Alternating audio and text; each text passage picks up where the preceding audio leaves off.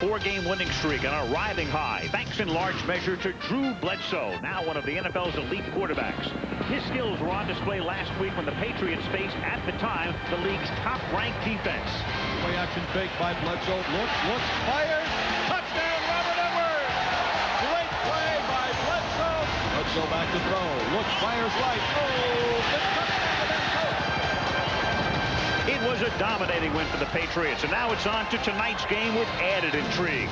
Bill Parcells left the Patriots 2 years ago after guiding them to the Super Bowl and returns to New England as coach of the New York Jets. But that's just part of the incentive for Drew Bledsoe. Plus, it's a division game against an opponent that kind of has their backs against the wall right now. So I mean, there are a lot of reasons it's a great game, and plus it's on Monday night, so it'll be fun. Drew Bledsoe will try to maintain his hot hand tonight when his division-leading New England Patriots face Bill Parcells' New York Jets. It's another chapter in a great AFC East rivalry. And it's on EBC's Monday Night Football. It is a perfect October evening in New England, about 30 miles from downtown Boston. This is Foxborough Stadium, home of the Patriots, sold out tonight for the battle between the Jets and the Patriots. Al Michaels with Dan Dierdorf and Boomer Esiason. This is a vital game for the New York Jets, with playoff aspirations when the season began, coming off a 9-7 year. They lost their first two games, then won two, and then last week with Glenn Foley back at the helm, they look awful in losing to St. Louis 30-10. They have to rebound tonight against the New England Patriots, who were perfect last week against Kansas City. Bledsoe looks great. The running game is good. The defense is terrific. They won by a score of 40-10. They have won 4 in a row. And another thing, this is the 7th weekend of play in the National Football League. Not a single home team lost a game this weekend. And the Patriots will try to keep that streak going tonight, looking for their 5th in a row. It's a good one from New England. The Patriots and the Jets coming up on Monday Night Football. Foxborough Stadium, where there's been great anticipation for this game. It's been sold out since June 13th. Bill, you know this Patriots defense. You helped build it. Where do you expect Vinny to have success against it? Well, I don't know that we can have success. One thing we got to do is stay out of 3rd and long. They're very good in the pressure situations. Too many long yardages and we'll be in trouble. Thanks a lot, Bill. Back to you, Al. All right, thank you, Leslie. Perfect night. Temperature close to 60 degrees. And the New England Patriots will receive the opening kickoff. Drew Bledsoe will be at the helm as John Hall, with a great leg, gets set to kick off for the Jets. Back deep, Derek Cullers and Chris Canty. The crowd already worked up to a fever pitch, roaring at the start as a line drive dropped at the goal line and recovered by Cullers, who brings it up past the 20. And Derek sends it out to the 31-yard line before he's tackled by Ray Lucas. And the New England Patriots, Drew Bledsoe was the #1 pick overall in the 1993 draft, playing magnificently of late. 8 touchdowns, 3 interceptions. He has Robert Edwards, the Georgia rookie, in the backfield. Carter's the blocking back. Jefferson and Glenn outside. Ben Coates has been to the last 4 Pro Bowls. The tight end, Armstrong, Lane, Woolabar, Rucci, and Moss. A very steady, solid, and injury-free offensive front. They started every game last year, every game this year. From the 31, Bledsoe, a quick drop, and the throw for Sean Jefferson is a one-hopper. 2nd down and 10. Defensively for the Jets up front, not much pressure from that group. Weil, Ferguson, Logan, and Pleasant. The linebackers are Mo Lewis, Pepper Johnson, the ex-Brown and Giant. And Farrier comes back from an injury. Glenn and Smith, the corners. Green and Kevin Williams, rookie out of Oklahoma State, are the safeties. 2nd down and 10 from the 31. Pete Carroll, the Patriot coach, in his 2nd year. Coached the Jets in 1994. And on 2nd and 10, Bledsoe, protected well, slings it to the near side, and Terry Glenn cannot make the catch in bounds. That's incomplete, and it's 3rd down and 10. Interesting, the Patriots want to come out throwing the ball. You would think that they would try to give a little dose of Robert Edwards to the Jet defense. And this is really where the Jets feel like they have an advantage in 3rd and long situations. because they like to do a lot of blitzing in the nickel situation. So Drew Bledsoe is going to have to be awake and watch the blitzes from the secondary. In the third down offense out of the gun, Derek Cullors is the third down back. Jets want to stun up front, put pressure on him, and Anthony Pleasant sacks him back at the 21. So a great defensive start for the New York Jets tonight. Boy, and they get something they desperately need, a sack. This is a defensive team for the Jets that only has 7 sacks coming into tonight's game. Only 2 of them by a member of their front 4. And Anthony Pleasant makes a nice move, does the overarm. Drew Bledsoe has absolutely nowhere to go with the football, takes the sack. Tom Tupa to punt. Line drive kick. And this is Leon Johnson, who is the backup to Curtis Martin at running back, and the guy who was the primary back last week when Martin was out with a thigh bruise. Now, Vinny Testaverde. And like Bledsoe, he was the first choice in an NFL draft back in 1987 after he won the Heisman at Miami playing under Jimmy Johnson. In the backfield, Martin and Keith Byers, Keyshawn Johnson and Corbett, the wideouts, and Kyle Brady, the tight end. Elliott, Berger, Mawai, O'Dwyer, and Jason Fabini, a rookie at right tackle out of the University of Cincinnati. First down from the 44-yard line as Testaverde throws, and it's incomplete. Dedrick Ward tried to make the diving catch and couldn't. It'll be second down and 10. Now the Patriot defense playing a perfect game last week against Kansas City. Collins, Eaton, Henry Thomas, and Willie McGinnis up front. Slade, Ted Johnson in the middle, who's all over the place, and Todd Collins are the linebackers. Law and Canty at the corners. Malloy and Clay are the safeties. Ty Law emerging into one of the premier cornerbacks in the league. This is Martin, who gets out of the backfield, escapes an initial tackle, and then takes it to the 50-yard line. Lawyer Malloy broke through and almost had him in the backfield, but he takes it out to the 50-yard line. It'll be third down and 4. You can see what a great running back can do for you. You can make a guy miss in the backfield and gain positive yards.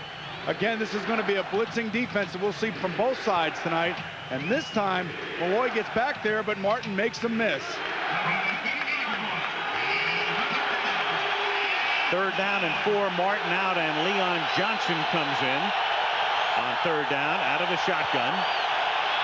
They pick up the blitz. Testaverde rolling to his right, throws, and it's Keyshawn Johnson who makes the catch at the 31-yard line for a first down.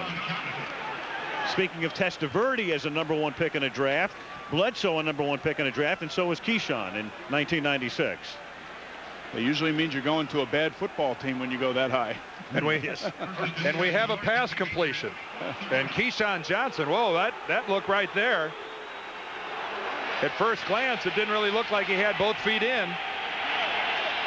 Dubious, to say the least. Martin and Byers are in the game and split with a vacant backfield behind Testaverde. So the Jets give him a new look. Corbett makes the catch, has a first down, and gets upended at the 16-yard line by Chris Canty. So a brand new look from the Jets. What a wonderful catch that was. The Jets are spreading them out, nobody in the backfield, trying to get the Patriots to show them exactly what they're doing. When you spread teams out like this, then they as a defense have to show you the coverage that they're going to give you. And Boomer, once again, Wayne Corbett doing what he does best, catching the ball in the middle of the field, then making something happen. Do you know how difficult that is to stretch out across the middle and keep your feet? Now out of a split back set with Soule the fullback, Martin also in the backfield. Testaverde dumps one, screen set up, caught by Soule, who takes the ball to the 6-yard line. You know, in talking to Vinny today, he was excited about the opportunity to play on Monday Night Football and play for his hometown team. You know, he's won 2 games already for the Jets as the starting quarterback. He looks at this as a unique opportunity for him, and things are going real well for Vinny right now. And good play call that time by Weiss, the offensive coordinator. Vinny Testaverde, as you look at Glenn Foley, the backup now. Testaverde in the league 12 years. This is only his second Monday night game ever. On first and goal, it's Martin who tries to cut it back and gets taken down near the line of scrimmage. Willie Clay up out of the secondary. Second and goal. Now, you know what play that was? that was a play that the Buffalo Bills were trying to score on yesterday against the Jacksonville Jaguars, and that's how it's supposed to look. You mean Thurman Thomas went the wrong way? Somebody went the wrong way, and then Doug Flutie made the play and won the game for Buffalo. But that's exactly, it's a pitch outside, and you try to crack back and play against the blitzing defense like this. You think you can gain the corner. Rather than the Lambeau leap, Flutie kind of finished up with like the Buffalo bounce or whatever it was. It was great. Second and goal, and Testaverde looks over the defensive alignment and takes a timeout. 4 minutes into the game, there's no score. But the Jets are threatening when we come back. Second down goal from just inside the 5. Massachusetts, the Patriots, and Pete Carroll, who was the defensive coordinator at San Francisco when Bill Parcells left here after taking the team to the Super Bowl. And Carroll got the job, so Pete now in his second year here. His team has won 4 straight. But right now, defensively, they dig in because it's second and goal. And Curtis Martin takes the football down to the 1-yard line, setting up a third and goal.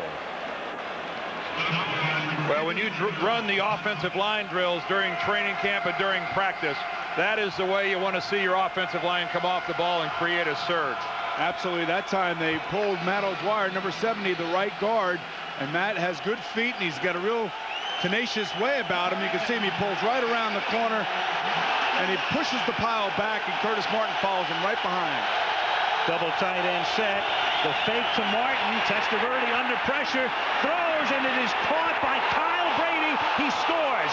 Before he lost the ball, he had possession, had crossed the plane, and the head linesman signals touchdown. Well, he crossed the plane, if he did, a nanosecond before that ball came out. That ball came out as a result of a hard hit. This is something that I know that fans on both sides want to see this, especially Patriots fans.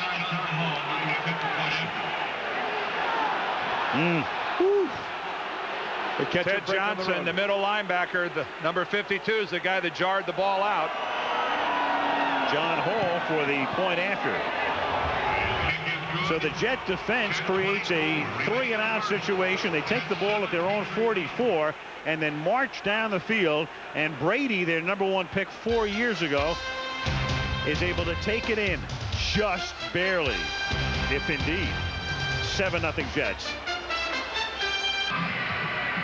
Right there, you can see the linebackers of the Patriots wondering what happened here, but this is a play that Keith Byers is in the back of the end zone. He is the primary receiver. Kyle Brady misses his blocking assignment on Willie McGinnis, and Vinny Testaverde has the poise and awareness to make the play happen. John Hall's kick, a yard into the end zone. Chris Canty comes out with it, brings it back to the 23-yard line. When I'll tell you, that was a close play. I mean, that could have been called either way. If there were instant replay, I don't necessarily know that they would have changed that. That would have been an inconclusive one, I believe. Right. That close. Take another look here. All the nose of the football has to do is touch the white line, and in the official's judgment, it did. The second it does, or the microsecond that it does, the play is over. And again, give Ted Johnson credit. Nice jarring hit to knock that ball out, but too late. Now the Pats from the 24-yard line, their first running play. This is Robert Edwards, the rookie out of Georgia, up to the 31-yard line for a gain of 7. When this season began, the Patriots didn't know. They had no idea who'd be the primary guy out of the backfield. They hoped that Edwards would come along. It might have been Cedric Shaw. They also had Harold Shaw, but when they got rid of Martin, they had nobody really with any experience. And remember how we saw Robert Edwards in Denver on opening night, and he had both hands on the football, looked like an old Ohio State fullback. He was guarding it so carefully. Look how much more loose he is and relaxed, and he's a slasher now, not just a straight ahead guy. 2nd and 3. And he works his way up to the 32-yard line, a little shy of the first down. It'll be 3rd down and a long 1, short 2. Bill Belichick has been with Bill Parcells for so many years, and of course in the interim he was the head coach of the then Cleveland Browns, and now back under Parcells. They are still the Cleveland Browns. Well, those Cleveland Browns, the old Belichick Browns. Now the Baltimore Ravens. The Browns back next year. 3rd down and a long one from the 33-yard line. Secondary does its job. Bledsoe normally doesn't take off, not too often, but makes it pay off this time. Mo Lewis shoves him out of bounds, but not until he picks up the first down. We talked to Bill Parcells yesterday, and he was saying that the defense of the Jets have got to pick up their coverage schemes earlier. They can't let the receivers run through zones. They have to be extremely physical on the outside. And this way, maybe Drew would be a little bit impatient as he was there, and he took off with the football. Bill should ask for a raise when you look at what Bill Belichick has done for Bill Parcells. He, right there, that guy, one of the fine defensive coordinators this league has seen, and I thought a pretty good head coach. First down from the 37-yard line. And that is caught by Troy Brown in the seam, and he's into Jet territory, tackled at the 43-yard line by Glenn and Green. You have to be really careful if you're a defensive back not to leave your zone and don't get sucked into trying to cover somebody else. You can see Aaron Glenn leaves Troy Brown alone. He should just stay right on top of him. Mo Lewis had the back in the flat. These are the things that you try to do when you put people in motion and bring people down against the flow of one another, is to create seams in the defense. Bledsoe's first completion, good for 18 yards. From the 44, back to the ground. Edwards swings to the outside, cuts it back, and Edwards is close to a first down to the 34-yard line. One of the storylines coming into tonight's game is the blocking up front. This offensive line from New England, Al told you how they've been together for a couple of years. Can the front four of the Jets keep from being dominated by these guys? And factor in Ben Coates, number 87, who's a fine lead blocker, and he takes on Mo Lewis right there. Occupies him long enough that Edwards gets inside. But can the Jets up front make a stand against this offensive line? Anthony Pleasant got a sack on the first possession. This series belongs to the Patriots so far. From the 34-yard line on first down. Edwards again. Edwards started his career at Georgia as a defensive back. Ray Goff was the coach. That time Green and Logan came up to make the tackle. And Edwards was actually at Georgia at the same time that a guy by the name of Terrell Davis was carrying the football. And is still carrying the football, yes, just about anywhere he wants to go. A plethora of riches. Isn't Davis still, isn't he averaging over 6 yards a carry so far this season? Unbelievable. Wow. The Patriots have scored in each of their last 19 quarters. The only quarter in which they haven't scored this season was opening night on Monday Night Football at Denver. On 2nd and 10, it is caught by Ben Coates. Inside the 10, hurdles to the 4. How did Pepper Johnson not intercept that football? He hit it, didn't he? That ball was certainly deflected by Pepper. So these are the areas on the field where you have to really be careful when you're playing against the Patriots, and Ben Coates inside the hash marks, and it looks like Pepper was right there ready to make a play. Went right between his two hands. The game is a game, obviously, of inches and opportunities. And Ben Coates made an opportunity, made the most of it. When you're on the road, you got to make the most of those opportunities when they come. 29 yards, first and goal from the 4. Edwards takes it to the 1. Edwards has scored in every game this season, and he had 2 touchdowns in one game, so he has a total of 6, 5 on the ground, 1 as a receiver.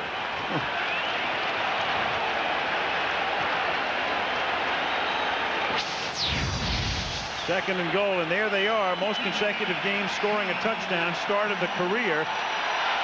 Only 6 guys on that list in their first 5 games, and he tries to make it one more, and he cannot. Stop just shy of the goal line. 3rd and goal. Anthony Pleasant prevented the touchdown.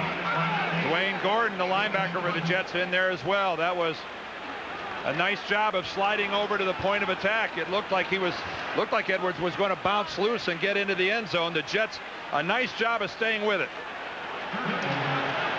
Right there when Edwards comes loose, looked like he might be able to keep his feet and get in.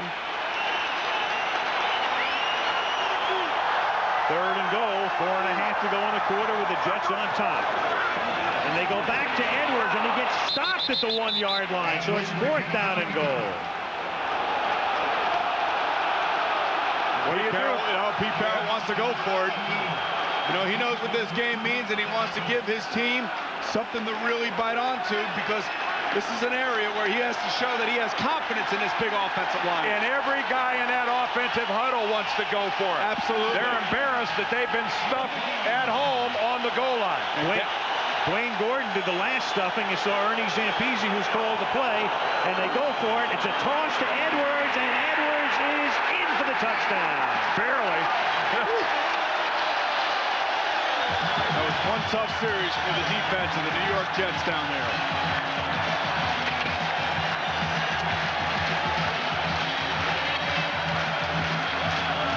The one thing I like there, Boomer, on 4th down was the quick count. It's a quick snap by Bledsoe, giving the advantage, I think, a little bit to his offense.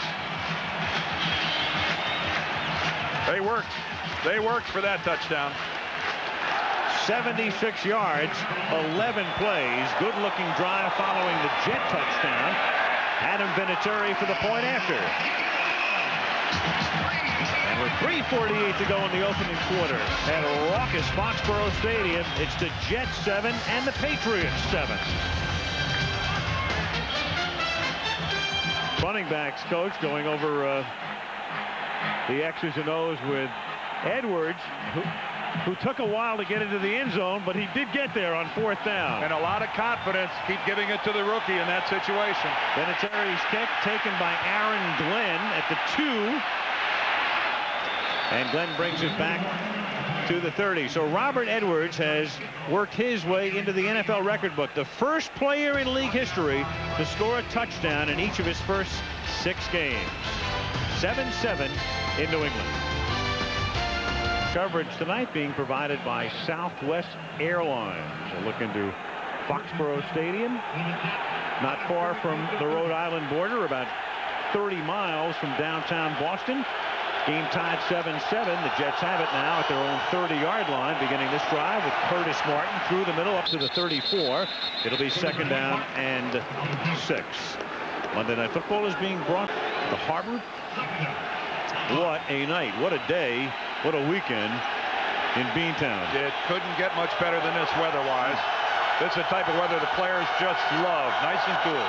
2nd down and 5 as Curtis Martin over the left side is out to the 40-yard line, close to a 1st down, tackle there by Ty Law. I would think that most of the night we will see a lot of this, for the simple fact that I would think that the Jet defense doesn't feel very comfortable going up against the high-powered offense of the New England Patriots. You want to stretch the game or get it going a little bit more quick, get rid of some of the time on the clock, and just keep handing the ball to Curtis Martin and let him do his thing. I think the scoring in this game is in the high teens, the low 20s, that Bill Parcells feels that he's got a pretty good shot at it. If this is into the 30s, he's not comfortable with a shootout against the Patriots. Vinny Testaverde has guided this team to each of its victories, and they have the 1st down here. Remember, Glenn Foley started the season, looked very good opening day at San Francisco, but they lost in overtime on that Garrison Hurst run. Then at Baltimore, Foley was hurt in a loss. Testaverde took over, beat Indy, beat Miami, and then Foley came back from the rib injury last week. Looked terrible against St. Louis, and Testaverde finished the game. He wasn't alone being terrible last week against the Rams. Bill disappointed in most of his veterans. A lot of company. From the 40-yard line. Vinny going deep and too deep, intended for Dedrick Ward. Good coverage on the play. You know, to go back to the Foley issue for a minute, he's had 3 injuries in the last 3 seasons. He was under an awful lot of pressure to try and play hurt. And he's a tough guy. I played with him. He has a lot of fight and desire in him. Tonight is a very discouraging night for him because he played here at Boston College. He has a lot of people here in the stands to see him. But, you know, he had to know that he was injured, and he should have taken himself out. Instead, he made the problem worse.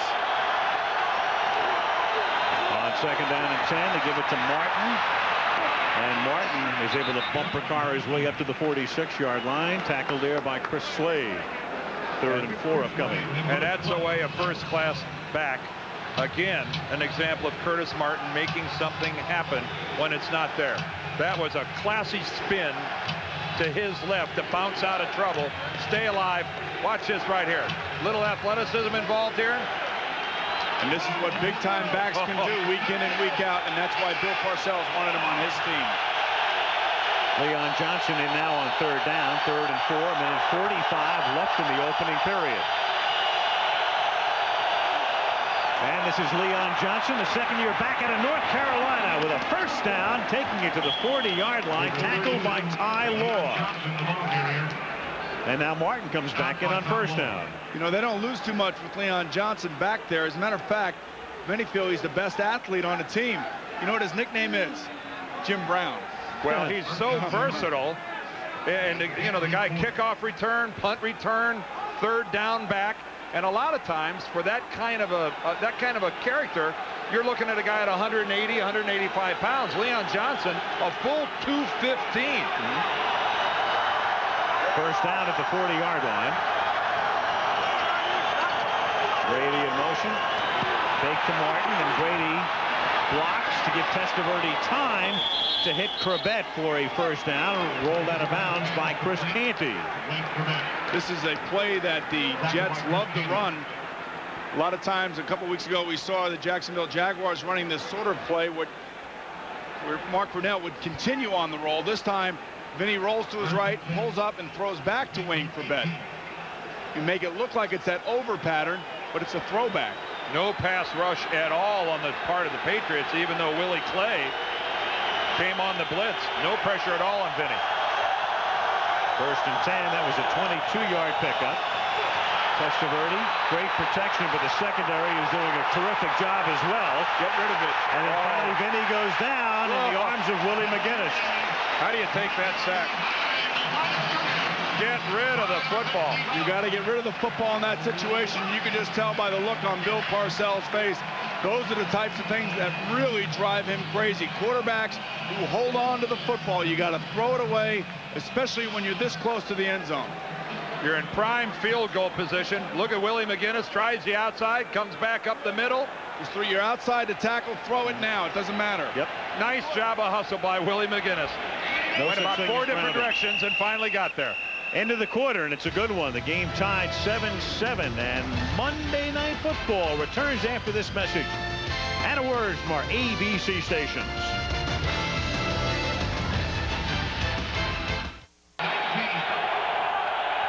And the second quarter begins. Second down and 19 for the Jets. And Testaverde gets sacked again, so the first quarter ends on a sack. And the second quarter commences with a sack, this time Lawyer Malloy on the safety blitz. When you run play action away from where the safety blitz is coming, the quarterback will never see it. A terrific defensive call that time by defensive coordinator Steve Sidwell, bringing Lawyer Malloy from the backside. And Lawyer didn't give it away. He's a good 5 yards off the line of scrimmage when the blitz starts. He didn't cheat. He didn't sneak up and give it away. And you're right, Vinny had no shot. That's one for the defense. Now, the play before that, Vinny Testaverde has to manage his position. He's got to throw the football away and not lose valuable field position. Third down and 27 from the 35. And this is Martin trying to get them back into field goal range. And he does. He's out of bounds at about the 20-yard line. Lawyer Malloy runs him out. Well, you know, they didn't have a chance to hit Curtis Martin when he was playing here the last few years, and I'm sure a few of those guys are just waiting for him to come around the corner. Well, Bill Parcells has a field goal kicker with an awesome leg, and he's back in range easily now. Nice job up front. Good block up front by Wayne Corbett. And that block knocked Canty down, and Canty is still down. So they're working on Canty. An injury time out here preparatory to a field goal attempt.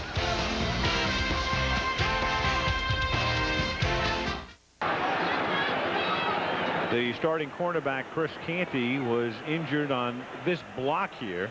Number 9, Wayne Corbett's helmet hits Chris Canty's left knee.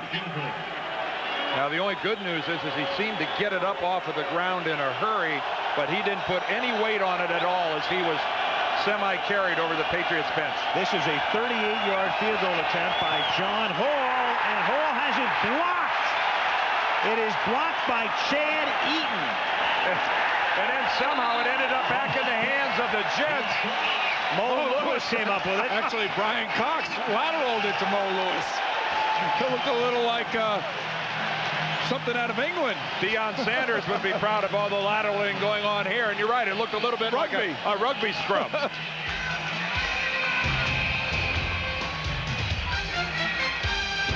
blocked it, and the game is tied at 7.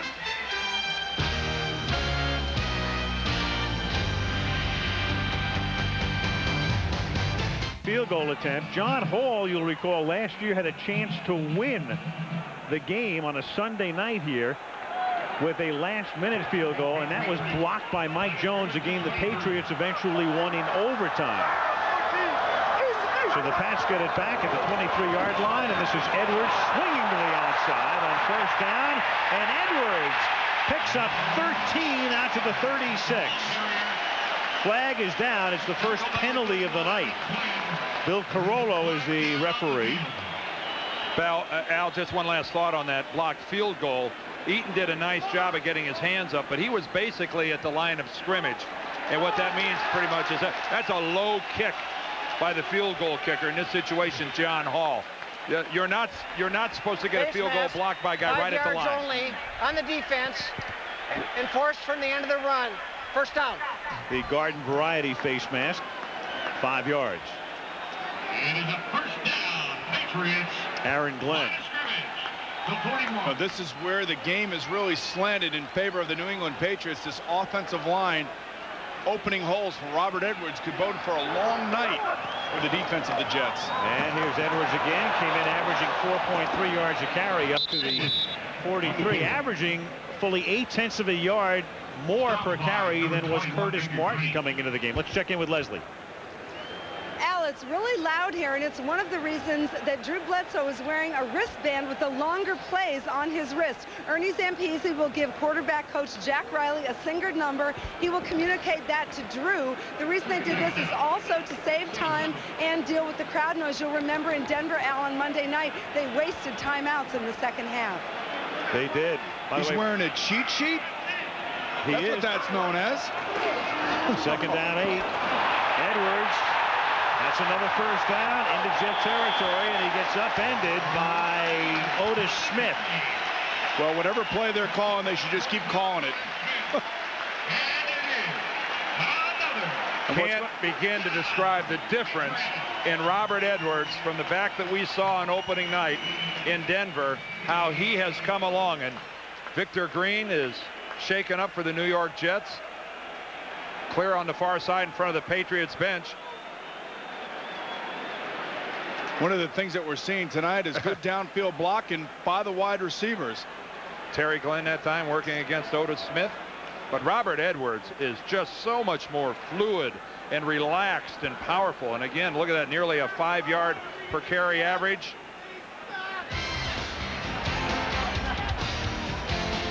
Injury timeout, 12:28 to the half.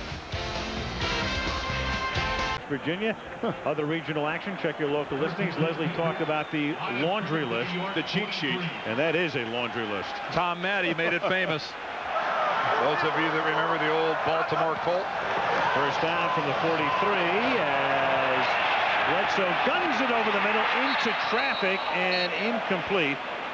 Otis Smith breaks it up. It'll be second down and 10. You know, thinking about the Jets just driving to the stadium tonight, there are great rivalries in this league, but the Jets have really never had a great rivalry with any team. Oh, Miami. A two-way. I'm talking about a two-way street. It's been a big thing for the Jets, but you know, for Miami, they've had other rivals as well.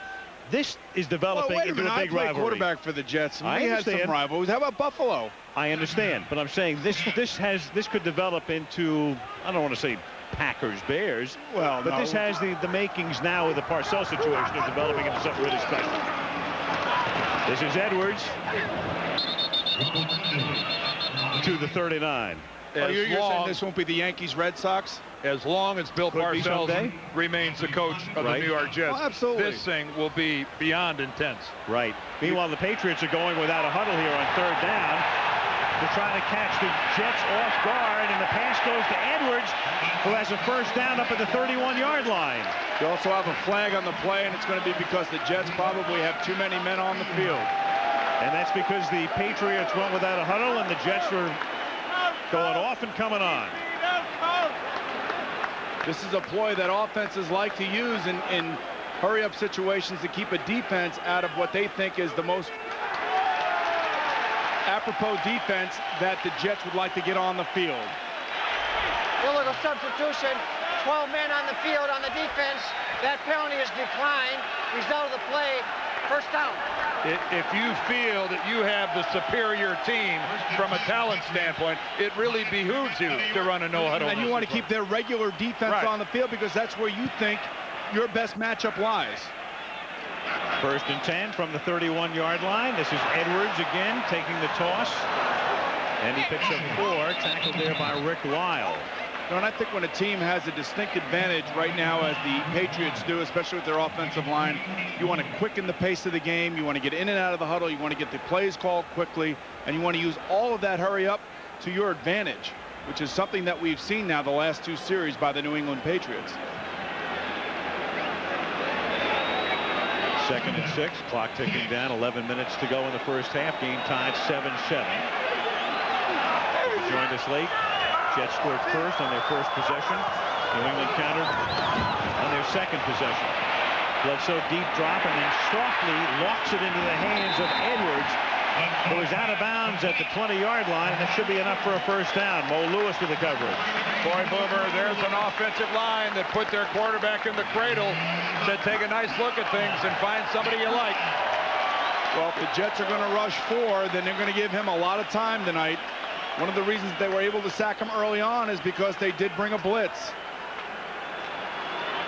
The Patriots are getting a wonderful effort up front from their center, Dave Woolabaugh, who had surgery. He's got 2 broken bones in his left hand and had some pins put in. And he's in there and he's playing every play, obviously in pain. 1st and 10 from the 20-yard line. This is Derek Cullors in the game to give Edwards a spell. And Dwayne Gordon makes the tackle. 2nd down and 9. Boomer, on the subject of rivalries, I'll never forget what Tom Coughlin told us last year when we did Jacksonville-Pittsburgh. And everybody in Jacksonville was saying, wow, this is the big rivalry. This is our rivalry. And Coughlin said, wait a minute.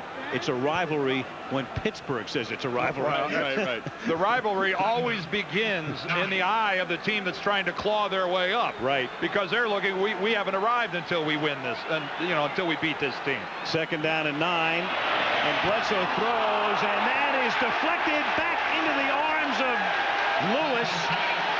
And a flag is down. 2 flags, in fact, at the 3-yard line. Definitely.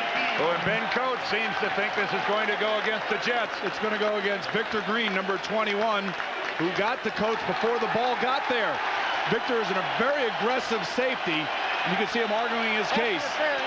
Number 21, defense. Automatic first down. It's tough to play when you're that much shorter than the guy that you're trying to cover. And Ben Coates is a big, tall guy, and you can see him actually pushing against Victor Green. Victor Green must have had a case. He actually had a case there.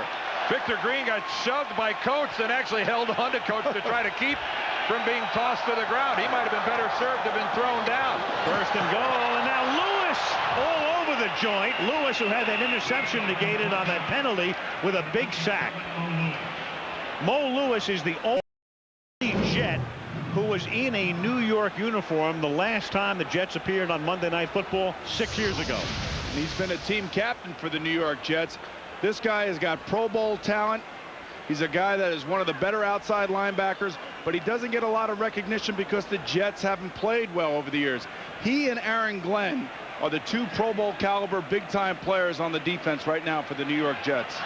Keep in mind they lost Marvin Jones, the great linebacker, to a knee injury in preseason, out for the season. 2nd down goal from the 11-yard line. Bledsoe fires, and it's caught at the 6-yard line by Troy Brown. It'll be 3rd down and goal. Now, we've seen a lot of this in the season thus far, as where defenses get down inside the 20-yard line. They don't play a lot of man-to-man. They don't blitz a lot. They'll give you 3 points down here.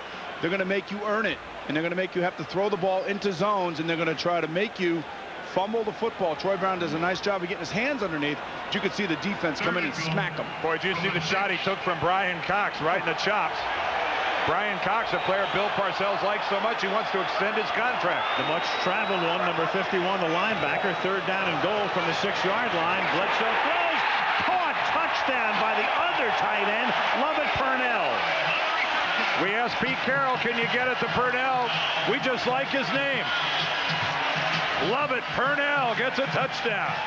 Lovett Purnell made a great move to get away from Mo Lewis down here and caught Mo Lewis stumbling out of his break. It was a wonderful route and a nicely thrown ball by Drew Bledsoe in the body.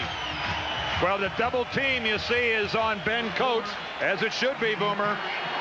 Lovett Purnell got the single coverage and got the TD. Vinatieri for the point after. Purnell with his first touchdown of the season. 8:22 left in the half. New England with a lead for the first time tonight. 14-7.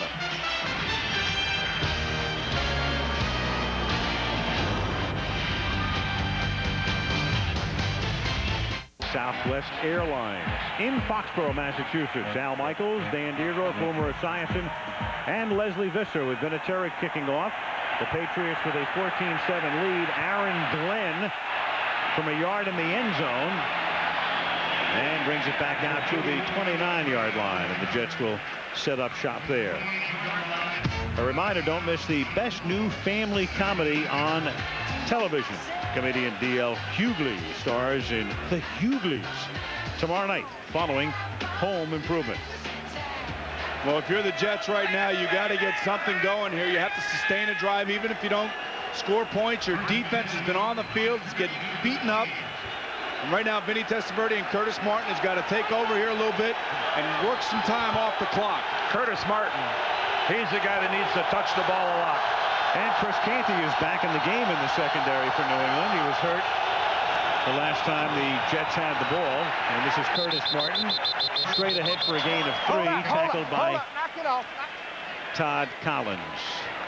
The Patriot defense, and boy, they have just been sensational over the last couple of weeks. Last week allowed only 14 yards rushing to Kansas City. And tonight doing the job, this is Willie McGinnis sacking Testaverde. And on the very next play, it was Lawyer Malloy coming through with a sack, and then the blocked field goal attempt as Martin takes the ball on second down and the flag is thrown. For the moment, it's a first down up at the 40-yard line. And you're going to get holding by the offensive line of the New York Jets, but the Jets have moved the football tonight. They have absolutely moved the football very effectively on the ground and through the air. It's just plays like this, mistakes like this, the sack that Vinny took. Holding, number 88, offense. 10-yard penalty, repeat second down. And then a holding play like this, but they have moved the ball effectively. But Boomer, as we all know, the difference between good teams and bad teams is, can you play without making the mistakes? Well, you know, I don't think the Jets are a bad team. No, I'm not saying they are, right. But you can't. They're not good enough to win this game tonight making mistakes. You're right about that, yes. But they have moved the ball effectively. Carroll. Pete's arguing the ball isn't spotted properly.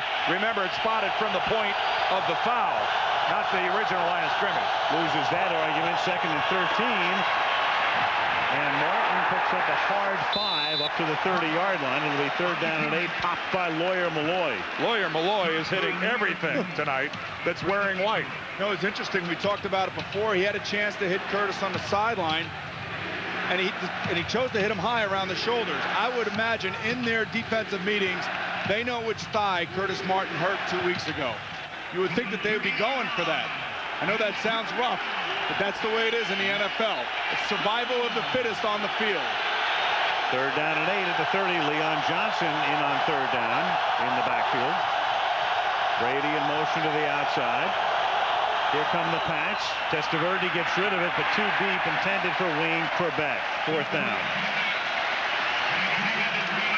He had a shot at him, but what was happening at the line of scrimmage, the Patriots had 8 guys around the line of scrimmage, and Vinny was trying to check out who he thought was coming, whether or not there was a blitz.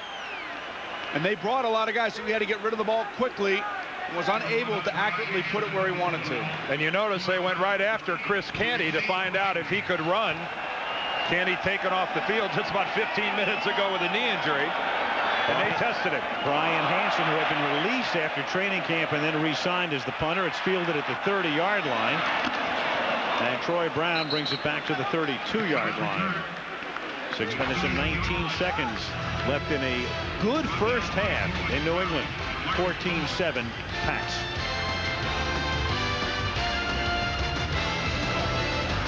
coming off their win yesterday over the Ravens against the Kansas City Chiefs, who by that point will have had 15 days to lick their wounds from that thrashing they took here.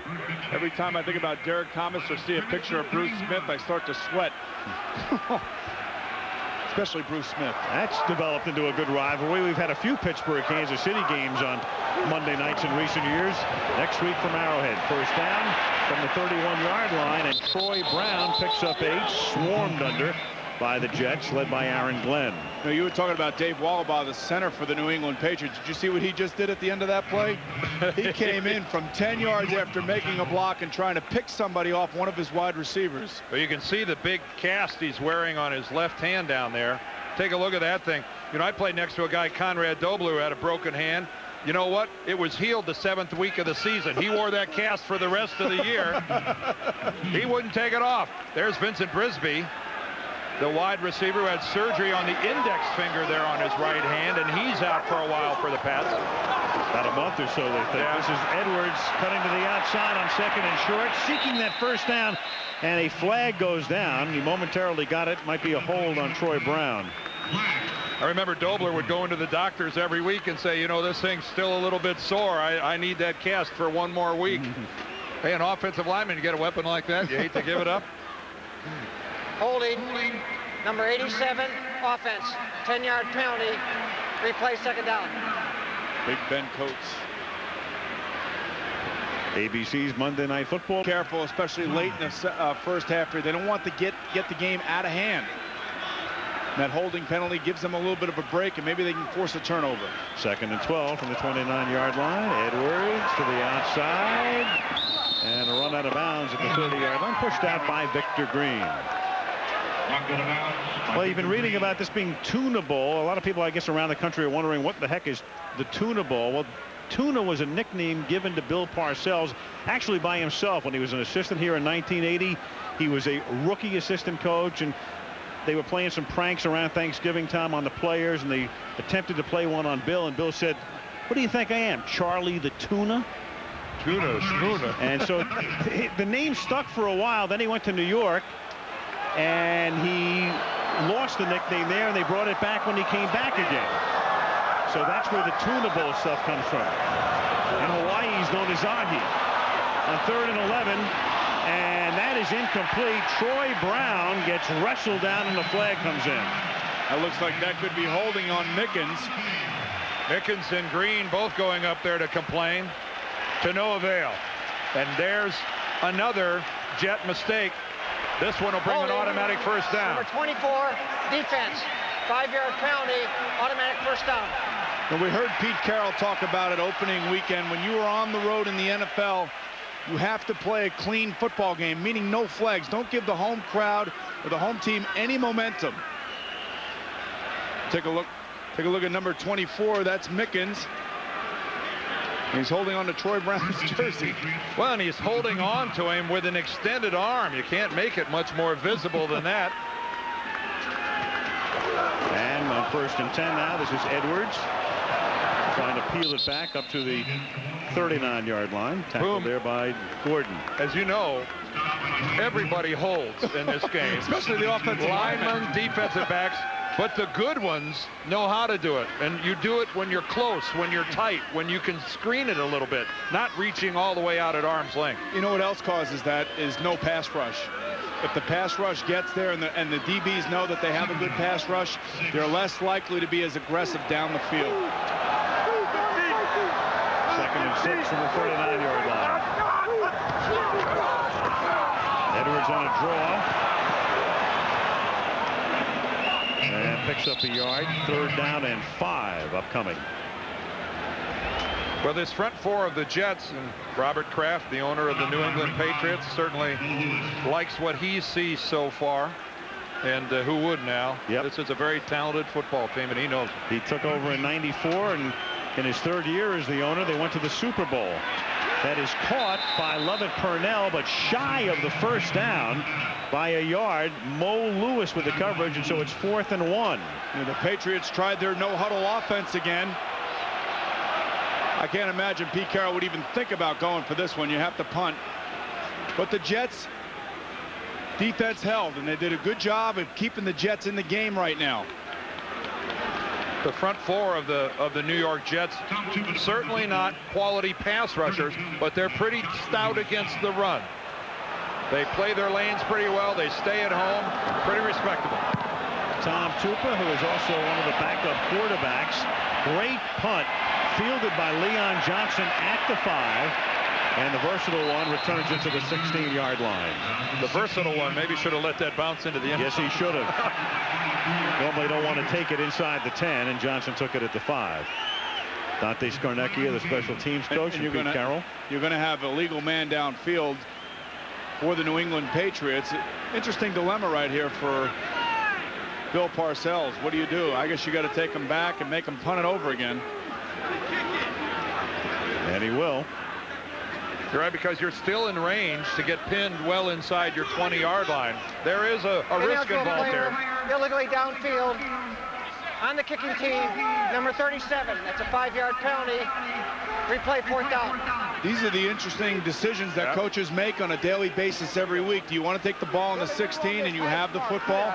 Or do you want to give Tupa, who's a very good punter, very adept at putting the ball inside the 10-yard line, another opportunity? I think it's a statement here. One, the fatigue factor comes in. This same group has got to sprint 40 or 50 yards again. I really think, though, it's a statement how much he believes in Leon Johnson.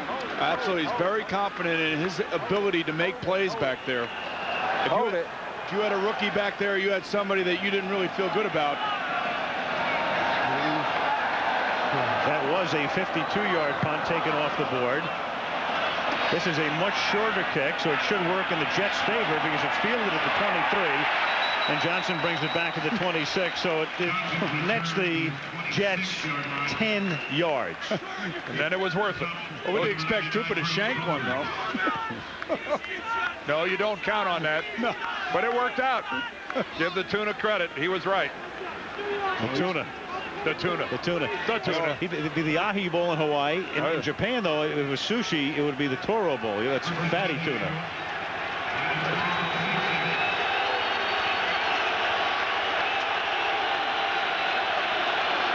From the 26-yard line. Testaverde throws, and that is incomplete, intended for Keyshawn Johnson. You know, Vinny held on to the ball that time. He wanted to get the ball outside of Keyshawn. He waited until he got inside into traffic. Receivers don't like that. They want the ball outside. But the thing about Bill Parcells, he's the perfect coach for the New York Jets for all the reasons that we'll get to in a few minutes. 2nd down and 10. Vinny Testaverde. He is the 30th quarterback in the history of the Jets who came into the American Football League in 1960, and Martin takes it up to the 32, and a flag comes in at the end of the play. Vinny Testaverde, believe it or not, a hold against the Jets, is the only one of those 30 quarterbacks. Okay, go ahead. Now what? Who has won his first 2 games as a Jet. So I guess Dan, we know who one of the other 29 was, right? Are we? What kind of stat is that? Are we detecting a little sensitivity over here on the far side? I knew it was going to happen sooner or later. Well, I'll tell you something. In the history of the Jets, there are only 3 quarterbacks with winning records. Testaverde is one. If you get the other 2, you're a genius. It's not Namath. Joe is exactly 500. Think about it for a second. 2nd and 20 from the 16. Martin gets 10, so he's back to the original line of scrimmage, but now it's 3rd and 10. We'll give you the answer on the other side of this break. 2-minute warning coming up at Foxborough. The Jets have the ball, but the Pats have the lead by 7.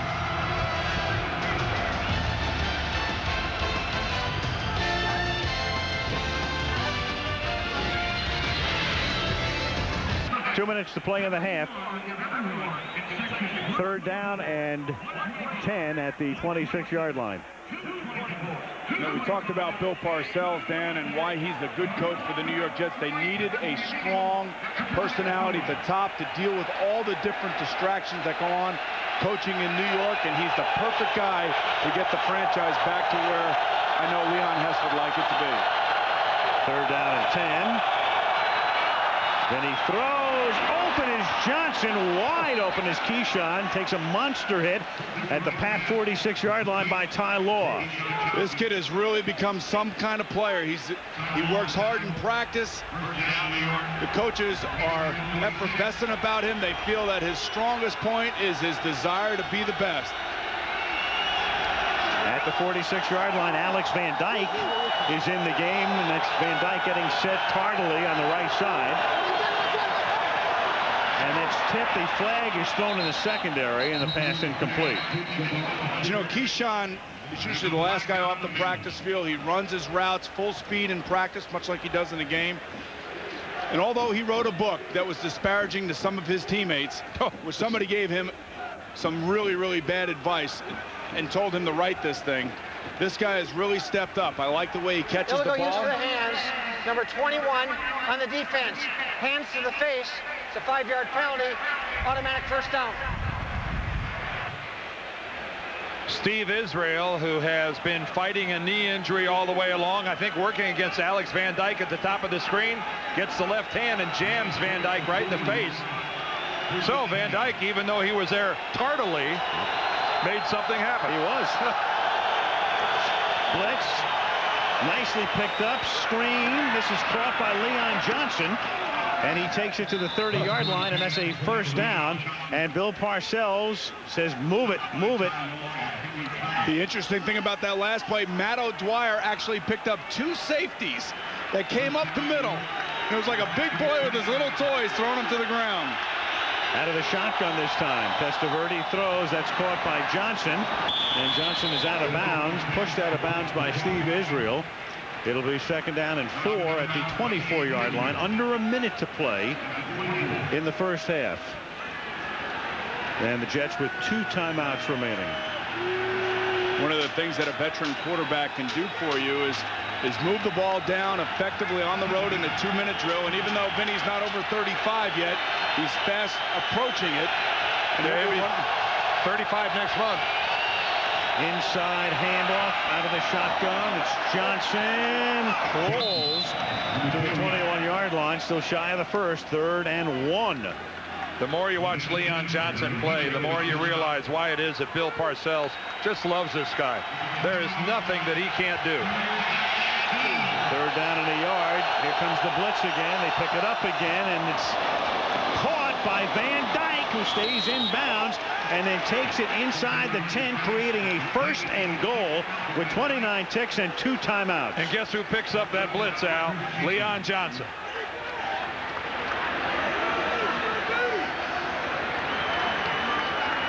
And Van Dyke makes his first catch of the season. And you got to like the way that Vinny's delivering the ball. He's throwing it outside. He's putting some steam on it. And he's playing with a lot of confidence right now. And he's leaving no time for the Patriots if they get the ball back. And that's incomplete. Contact. Brady is there. So is Canty. Flag is thrown. And we're going to have holding again. But the holding's back up at the line of scrimmage. Yep. Well, the Jets overcame a holding penalty at the beginning of this drive.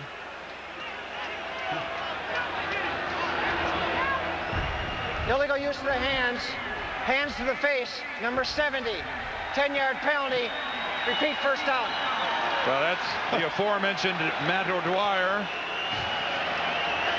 The same as a holding penalty. Gets his hands up around the face. Sometimes they get there by accident because they slide up there. Let's see how this is. No, that was not a slide. You know, Matt O'Dwyer reminds me of one of your old teammates. You know, I played with Matt when he was a rookie, Conrad Dobler. He's mean and he's nasty. They split Martin to the left. It's 1st and goal now from the 17-yard line. Then he's stepping up under pressure. Dropped at the line of scrimmage. They have to take a timeout. They have 1 remaining now. That's Chris Sullivan making the tackle. So 19 seconds. New England leading by 7. Let's check in with Chris Berman. All right, Al, thank you. Coming up in the Lexus Halftime Show, the ESPN Top 10 Plays of the Week, including scintillating runs on the gridiron and the diamond. Also, emotional rescues by a 44-year-old football senior and an 8-year NFL exile. Now, back to Foxborough, Al and the gang. All right, Chris, that's John Hall warming up for what he hopes is an extra point attempt. At worst, a field goal. 2nd down and goal at the 17-yard line. This is an area where Keyshawn Johnson can use his size and his strength. I wouldn't be surprised if they throw the ball up, and if they do, they'll throw it to his back shoulder and give him an opportunity to make plays like we saw a couple weeks ago, the way the Minnesota Vikings were making plays down the sidelines. I would think, Boomer, wouldn't you, that this would be the situation maybe where the Patriots would like to have Ty Law shadow Johnson? Well, Ty Law is lined up against Johnson. And there you have it. And he's off. He's not playing bump and run because they too know that that would be his best opportunity for a touchdown. And Testaverde looks that way. Has to bring it back down under pressure. Then he dumps it off to the safety valve. That's caught by Brady. He takes it to the 5. They'll take a timeout here. Their last one was 6 ticks left at the 6-yard line. Brady's making a lot happen by just standing around, isn't he? He's better off if he block who he's supposed to be blocking. Well, you scored a touchdown earlier, and that time he gets him right down there. Well, now Parcells has the decision to make. Do you take one shot at the end zone and hope it doesn't take 6 seconds? They're going to have to lay it up, and they're going to do it quickly, and they'll throw a little fade pattern probably to Keyshawn Johnson. The interesting thing here will be how Ty Law lines up against him. He'll be off probably about 5 yards, so this could be an opportunity to either throw a quick out pattern along the sideline in the end zone or just lay it up and let Keyshawn make a play for it. If this was basketball, we wouldn't have to wonder. Does he have 6.9 seconds, or does he have 6 point even? This is a really interesting call here. Yeah. Well, you know it's going to be Keyshawn Johnson and Ty Law one-on-one down here at the bottom. And he sees bump and run, and he's off now. 3rd down and goal. They got to get rid of it in a hurry, and he does. And a little flip into the end zone, and it is incomplete. Johnson looks back at the clock, which shows 3 seconds left, so at least they can come in and attempt the field goal. And that's where Ty Law can afford to really be aggressive. Because the worst thing that happens is they call interference on him, and they move it. They put the ball at the 1-yard line, and what's the difference? They got to kick the field goal anyway. I don't know. I would say that would be interference right there. Yeah, that's definitely interference. And he's got nothing to lose. Right. Now John Hall, a 23-yard field goal attempt. 3 ticks left in the opening half. And that one is good. He got that one up in the air. Expires, yeah, no doubt about that one. That's the end of the first half and a good one. The halftime score, the New England Patriots 14. The New York Jets 10. Coming second half about ready to begin in Foxborough, Massachusetts. Al Michaels, Dan Deerdorf, Boomer Esiason, and Leslie Visser with you. 14-10. New England on top, and the Jets will get the ball as we begin the 3rd quarter. Well, the Jets have to be encouraged about the way that they were able to move the ball down, put some points on the board before the end of the first half, overcoming a couple penalties along the way. Adam Vinatieri with a short kick, fielded up at the 16-yard line by Leon Johnson, up to the 31. Jets 1st and 10 there. Let's check in with Leslie Visser. Al, Bill Parcells at halftime said he is not happy with the penalties. He said, well, we must have 100 of them. Actually, they have 6 for 56 yards. He emphasized defense. He said, we're not going to win this game unless we get a couple of turnovers, Al. And Bill is a guy who knows about turnovers and turnover differential. That was the key to both Giants Super Bowl championships in 86 and 90 when they dominated in that department. Yet incredibly, they were -4 coming into today. And on 1st down, pressure is on at Testaverde as the Pats look for a flag. Lawyer Malloy came in and they want grounding. That time Vinny did a good job of getting rid of the ball and throwing it to a receiver. And that's what you talk about, managing your position if you are a quarterback. You cannot take sacks if you can avoid them. And that time Vinny did what every good quarterback should do, and that's take one for the team. Throw an incompletion, take the hit, and line up to get 2nd and 10 as opposed to 2nd and 20. It's right about there that Lawyer Malloy's going, man, this is a big guy. And you're right, he is 6'5", 240. Earlier in the game, as Martin has the ball, earlier in the game, Malloy had his first career sack and then almost had his second. And we've got Henry Thomas coming in and decking Vinny Testaverde, and Vinny very slow in rising. Well, Vinny was a little bit shaken up after the hit by Lawyer Malloy on the play before. One of the things this defense is going to want to do, and I'm sure they talked about it at halftime, was get more pressure on Vinny. Get to him, keep hitting him, running plays, passing plays, take him out of his game. Glenn Foley begins to heat up. It's 3rd down and 5 from the 36, and they give it to Martin, or to Johnson rather, and there's no place at all to go. Chris Slade is there, so it's 3 and out on the Jets' first possession of the second half. Boomer, the Jets saw that blitz coming. You saw Kevin Maue, the center. He was pointing in that direction, pointing off to his left. He saw Malloy was coming. They just couldn't handle it. It's awful hard to run into a side where there are 4 guys and you only have 3 guys blocking. That leaves 1 or 2 guys free like this. Hansen almost had that one blocked, and it dribbles out of bounds at the 26-yard line. I think more importantly was the play call there, because they probably sensed that Vinny was hurting. So instead of dropping him back to pass, they hand the ball off and let him run with it. Anytime, Al, you use the term dribble and apply it to a punt, that's not a good thing. Right. Unless it's Bob Cousy.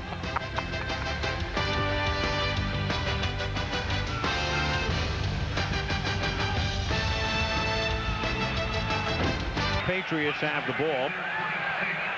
A minute and a half into the 3rd quarter.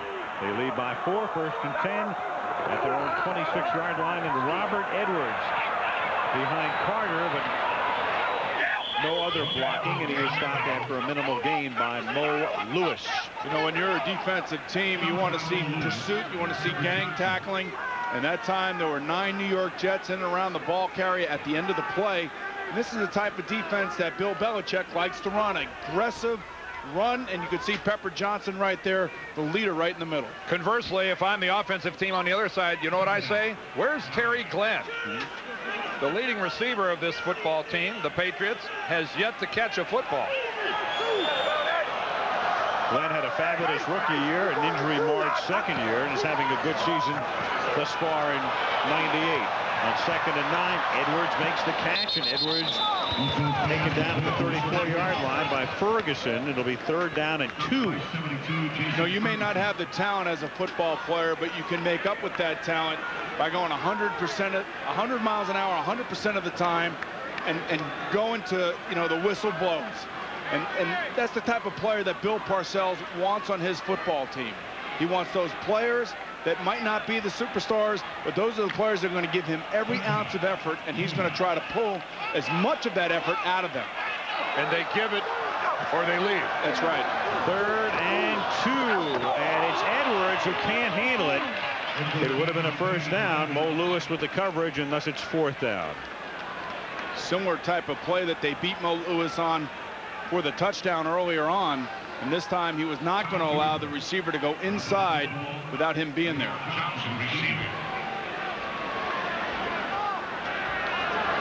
Tom Tupa to punt. And that's Leon Johnson. And Tupa spins this one off the side of his foot. Somebody may have deflected that or had that look anyway. And it's out of bounds at the 27-yard line. Brian Cox was in there around the kick. I think he got it. He acts like it. Got a hand on it. A veteran ball player. He doesn't come within 2 feet of blocking Tom Tupa's punt, but yet went to the sideline and acted like he did. That's well, what. Maybe he forced him to kick it bad. He does believe it. That's what he's telling him.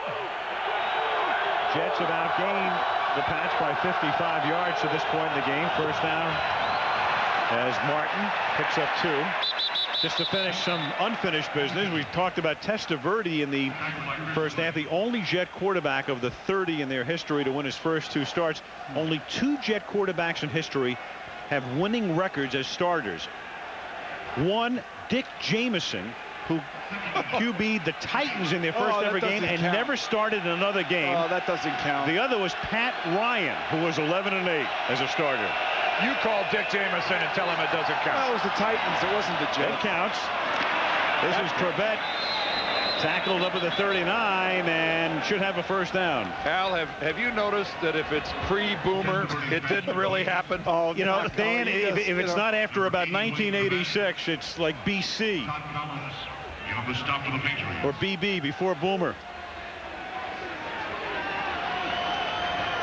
Right here is a nice tight spiral by Vinny Testaverde, thrown it to Wayne Corbett, who I played with. God, you guys are unbelievable.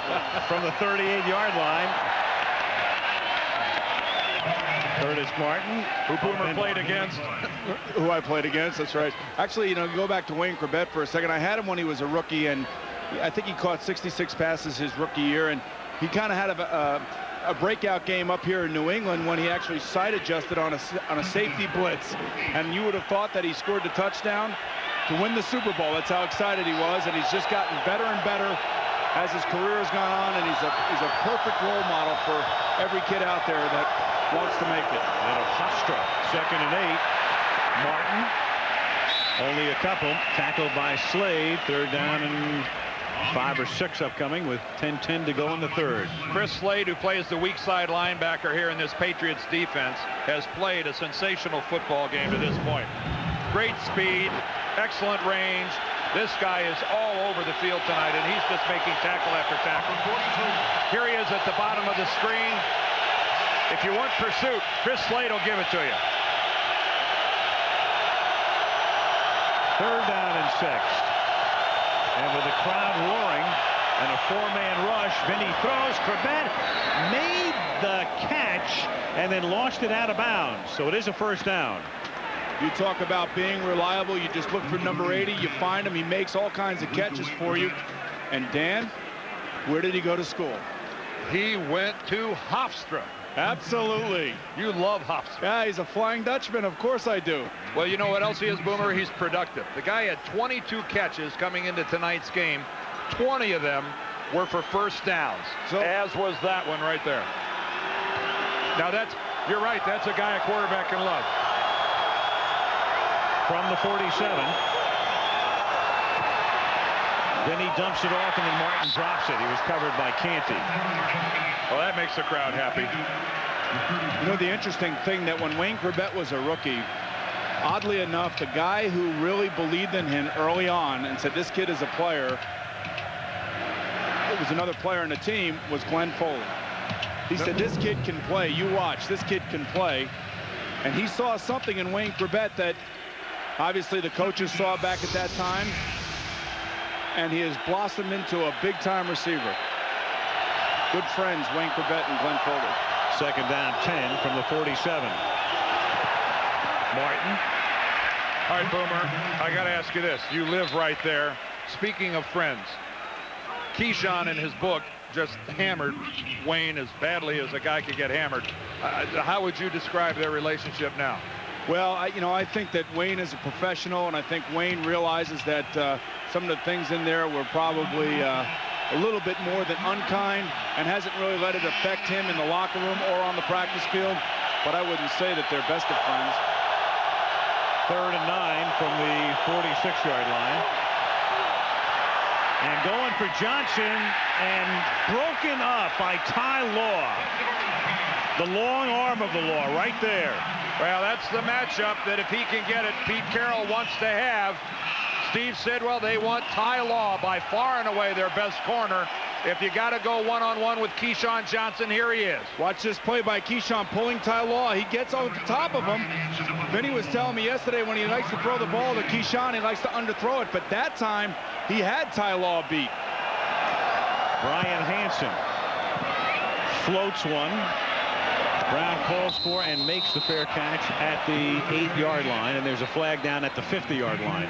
Now, Boomer, the reason he had him beat, that's an illegal move to grab the guy's jersey and yank him as you go by him. Very effective. It's only illegal when they throw the flag. If they don't throw the flag, you can get away with it. Now, you're not one of those guys that just takes that line, are you? Absolutely.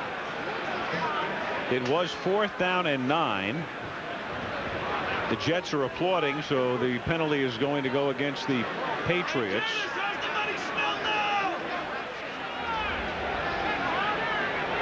Bill Carollo indicates a personal foul against New England, holding against New England. Take your pick.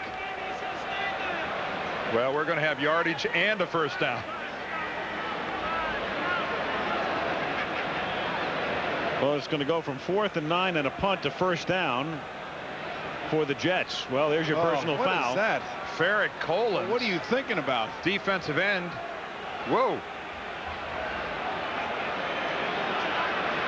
Is that helmet to helmet? Holding, number 92 on the receiving team. If the ball was kicked, that penalty is declined.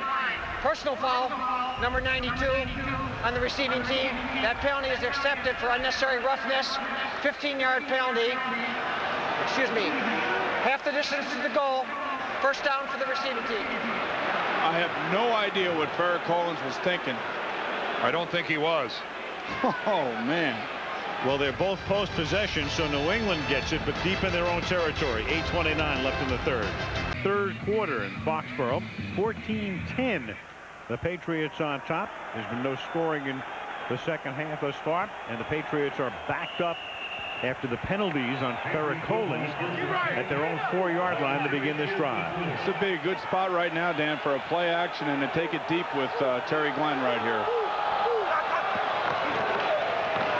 They give it to Edwards on first down, and he pulls forward up to the 8-yard line to gain 4. 2nd and 6. Monday Night Football is being brought to you by Lex. Boomer, you got to wonder, when is New England going to try to stretch this field a little bit? For as explosive as they are, they haven't even cracked the century mark yet in passing. 92 yards.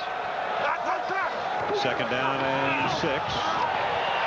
And that is gunned incomplete, intended for Terry Glenn, still without a catch tonight, covered by Otis Smith. Terry Glenn came into the game averaging almost 5 catches a game. Now, talking about Otis Smith over there, he's been around for a while, and, you know, he's a guy that's willing to take chances on plays. He's a big play type of cornerback. He will take interceptions, return them for touchdowns. And somebody you have to be really careful about when you're throwing the ball, especially late.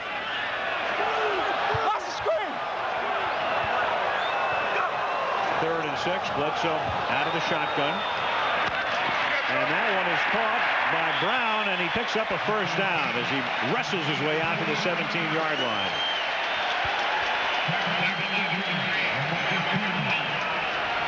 Talk about guys making the most when somebody else gets injured. Vincent Brisby, a broken index finger, and Troy Brown is getting an opportunity to play, and he's responding. At this point, coming into the game, he had 17 receptions. He was averaging 15.5 yards a reception. And you can see as each game goes by, he and Drew Bledsoe are getting more and more confidence in one another. Troy Brown has 4 grabs tonight for 41 yards. Bledsoe throws off his back foot, going deep for Glenn. The ball hangs, and Glenn adjusts and makes the catch at the 38-yard line, sooner or later. Well, you're never going to throw it deep and connect if you don't throw it deep to begin with. But there's a flag all the way back, and this is coming back. It's going to be a legal motion. Whew. I knew it was coming sooner or later. Illegal motion, number 87, going forward to the line of scrimmage at the snap. 5-yard penalty. Play first down. Ben Coates. Now, Otis Smith that time knew that the Jets had a blitz on, and he was a little bit lazy in picking up Terry Glenn, figuring that the blitz would get to Drew Bledsoe before he could get the ball off. Ben Coates was in motion. Look at him just losing concentration. You know, you got to be going parallel. You just got to take that extra side step. You can't lose concentration and take that one step forward. That cost the Patriots a big play. Cost them 44 yards. And on 1st and 15, Edwards along the sideline, staying inbounds, finally run out by Williams and Glenn. Ooh. It was a holding that time on number 21, Victor Green. Gain of 14. Second and 1. The Patriots got away with one on the sideline. I couldn't tell. It was one of the wide receivers. It could have been Sean Jefferson, who had a hold of Victor Green's jersey.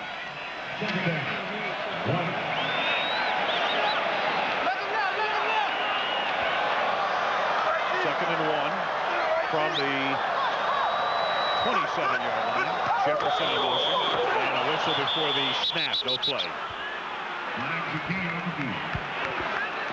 We had a penalty-free first quarter. Prior to the snap, full start, number 87, offense.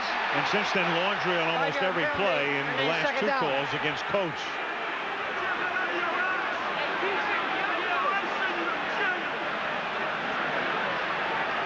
At the bottom of your screen is Ben Coates. Does he move? Sure does. Once he puts that hand down, he's allowed to get up and shift and move to another position. You just can't simulate the start of a play, and that's what he did. Same rules apply to him as they do to an offensive lineman. And as a quarterback, you tend to get a little fancy in those situations. Drew went on a hard count when he probably really didn't have to. 2nd down and 6 at the 22. They put Coates in motion. And the pass is caught by the fullback, Carter, for a big gain and a first down up to the 43. Tony Carter. Free agent this year that they signed from Chicago, and Pete Carroll telling us right off the bat, we haven't lost anything at the fullback position. Just one of those good all-around steady pro football players. As a fullback, it's a bonus if you can get a guy that has hands like this that can make this play and then break a few tackles and get some extra yards. Usually don't expect your fullback to be able to do something like that. Moving to your left, taking it over the shoulder, and then still turning upfield. Nice job. Pepper Johnson may have gotten away with a face smash there. 41-yard line, first down. Bledsoe, look at that arm. Glenn to the 30, and now he officially has that first catch. And we've got a New England Patriot that's still down. And a Jet down. I mean a Jet. I didn't mean to say a Patriot. I misspoke. And finally, Drew Bledsoe connects with a keeper with Terry. For 29 yards.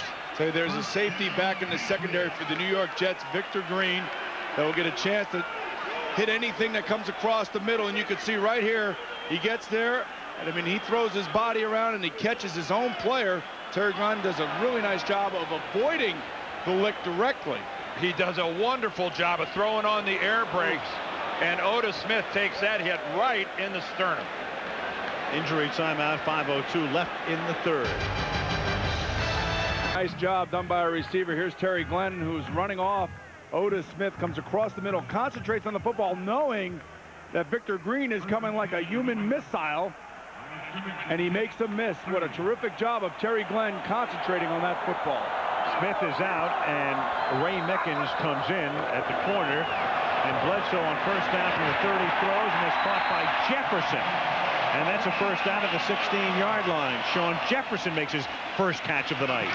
And this is the Drew Bledsoe that we're seeing now, that played last week against Kansas City in the last 4 weeks, where he has been one of the hotter quarterbacks in football. He seems so much more relaxed, but when you give that guy, Sean Jefferson, that type of room and play that far off, a player of Drew Bledsoe's caliber should be able to hit that 9 out of 10 times. This game was 40 minutes old before either of the 2 starting wide receivers made a catch, and then they make them on back-to-back plays.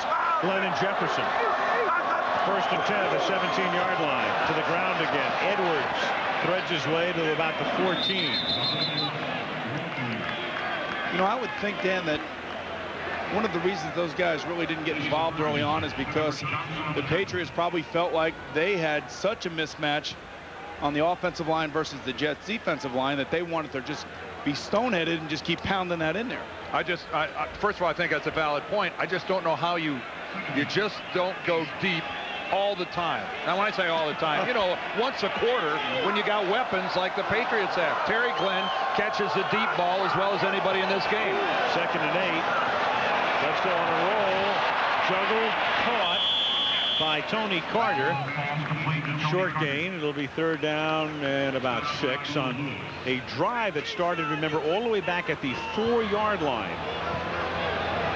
A very impressive drive it's been. Seems to me when you watch Drew Bledsoe, he seems a lot more comfortable now this year.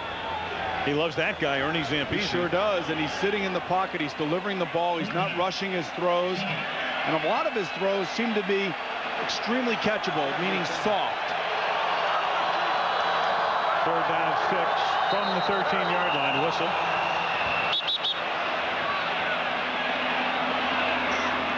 Yeah, we saw Bledsoe before the game, said, how's it working out with Ernie? He said, love him. Prior to the snap, false start. Number 85, offense. 5-yard penalty, remains third down.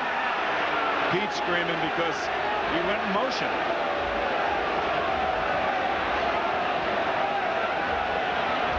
He's saying he was still in motion before the ball was snapped. Lovett Purnell is number 85, and he's in the slot. He's a lot. Here he is. That's how you call that a false start. I have no idea. Again, a false start when you're in a two-point stance is actually making it look like the snap and the start of a play. Pete's right. Whoa, man. Third down and 11. And Bledsoe going for 6, and it's picked off in the end zone by Aaron Glenn, intended for Jefferson. Give the credit to Mo Lewis getting up inside, avoiding the blockers, and making Drew Bledsoe have to hurry his throw. And right now, guys, everybody here in this stadium at Foxborough believes the Bill Parcells factor is working its mojo right now on the Patriots. A little mojonation? You got it, baby. A long drive ends with this. By quarterbacks throw interceptions. Look at Mo Lewis, number 57, avoiding the block of Derek Cullors and forcing Drew Bledsoe to throw the ball where he didn't want to. Cardinal rule of thumb, though, when you're blocking a blitzing linebacker, don't go for the cut. You got to block him high. Cullors went for the cut and whiffed. You got to stay up. All-out blitz. They pick it up. Testaverde on first down, and it's almost intercepted by Canty after it was initially tipped by Chris Sullivan, who's playing in place of the injured Willie McGinnis. McGinnis out with a groin pull and will not return tonight. Sullivan got a hand on it, and Canty should have had the pick. Boy, you don't get many chances like this. This is one of those throws where you hold your breath when you let it go. Then he's looking at his receiver the whole way, Wayne Corbett, and that is a defensive lineman that drops out in that zone blitz scheme of Pete Carroll's. 2nd and 10 from the 20-yard line. Does a 360 and then hits Johnson on a slant at the 30-yard line. Tackled by Ty Law. Leslie Visser. Al, you've been talking about the Johnson-Law matchup. Well, before the game, Keyshawn told me that he's not scared or impressed with Ty Law's 4 interceptions. He said, who'd he get those interceptions against? He didn't get them against me. Ty Law said, I'll tell you what, if Keyshawn starts it, I will finish it. Oh, boy. All right, Keyshawn says, just give me the damn ball. Name of his book. Incomplete. We might have a penalty. We might have the makings of Tony Baselli, Jason Taylor, too. Only this time it's going on out at the wide receiver cornerback spot. The Jets are actually looking for a penalty. Chris Slade flings Vinny Testaverde to the ground, and they wanted a roughing the passer.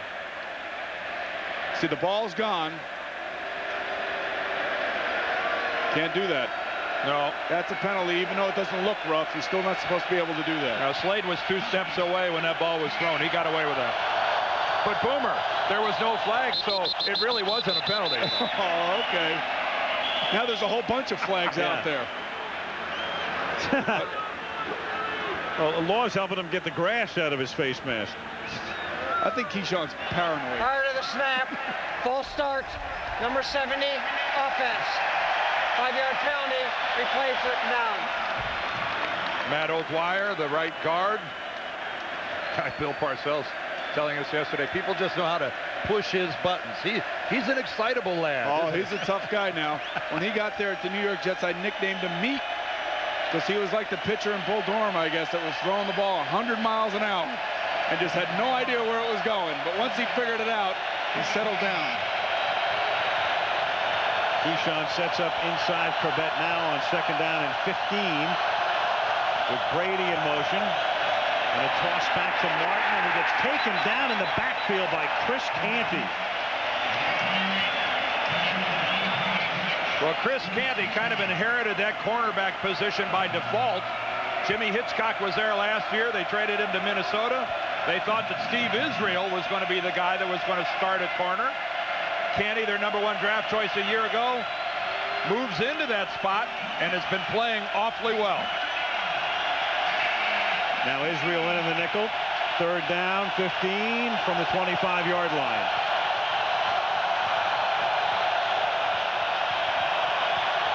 Vinny over the middle.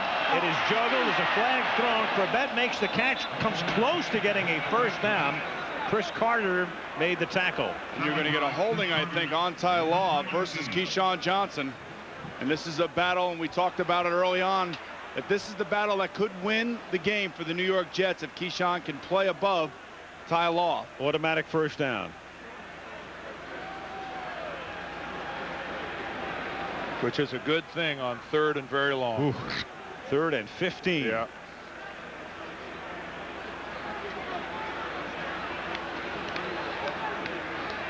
Bill looking a little incredulous there.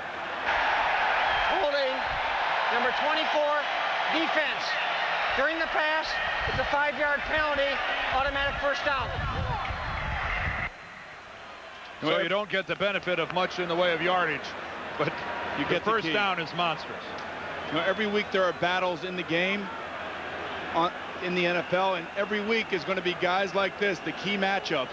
And coaches like to tell people on Monday or Tuesday about their next opponent who's got to step up. Well, Ty Law just beaten so badly, he goes for the all-out tackle. Now 1st and 10 up at the 30-yard line. Vinny pulling it down, taken down by Chad Eaton.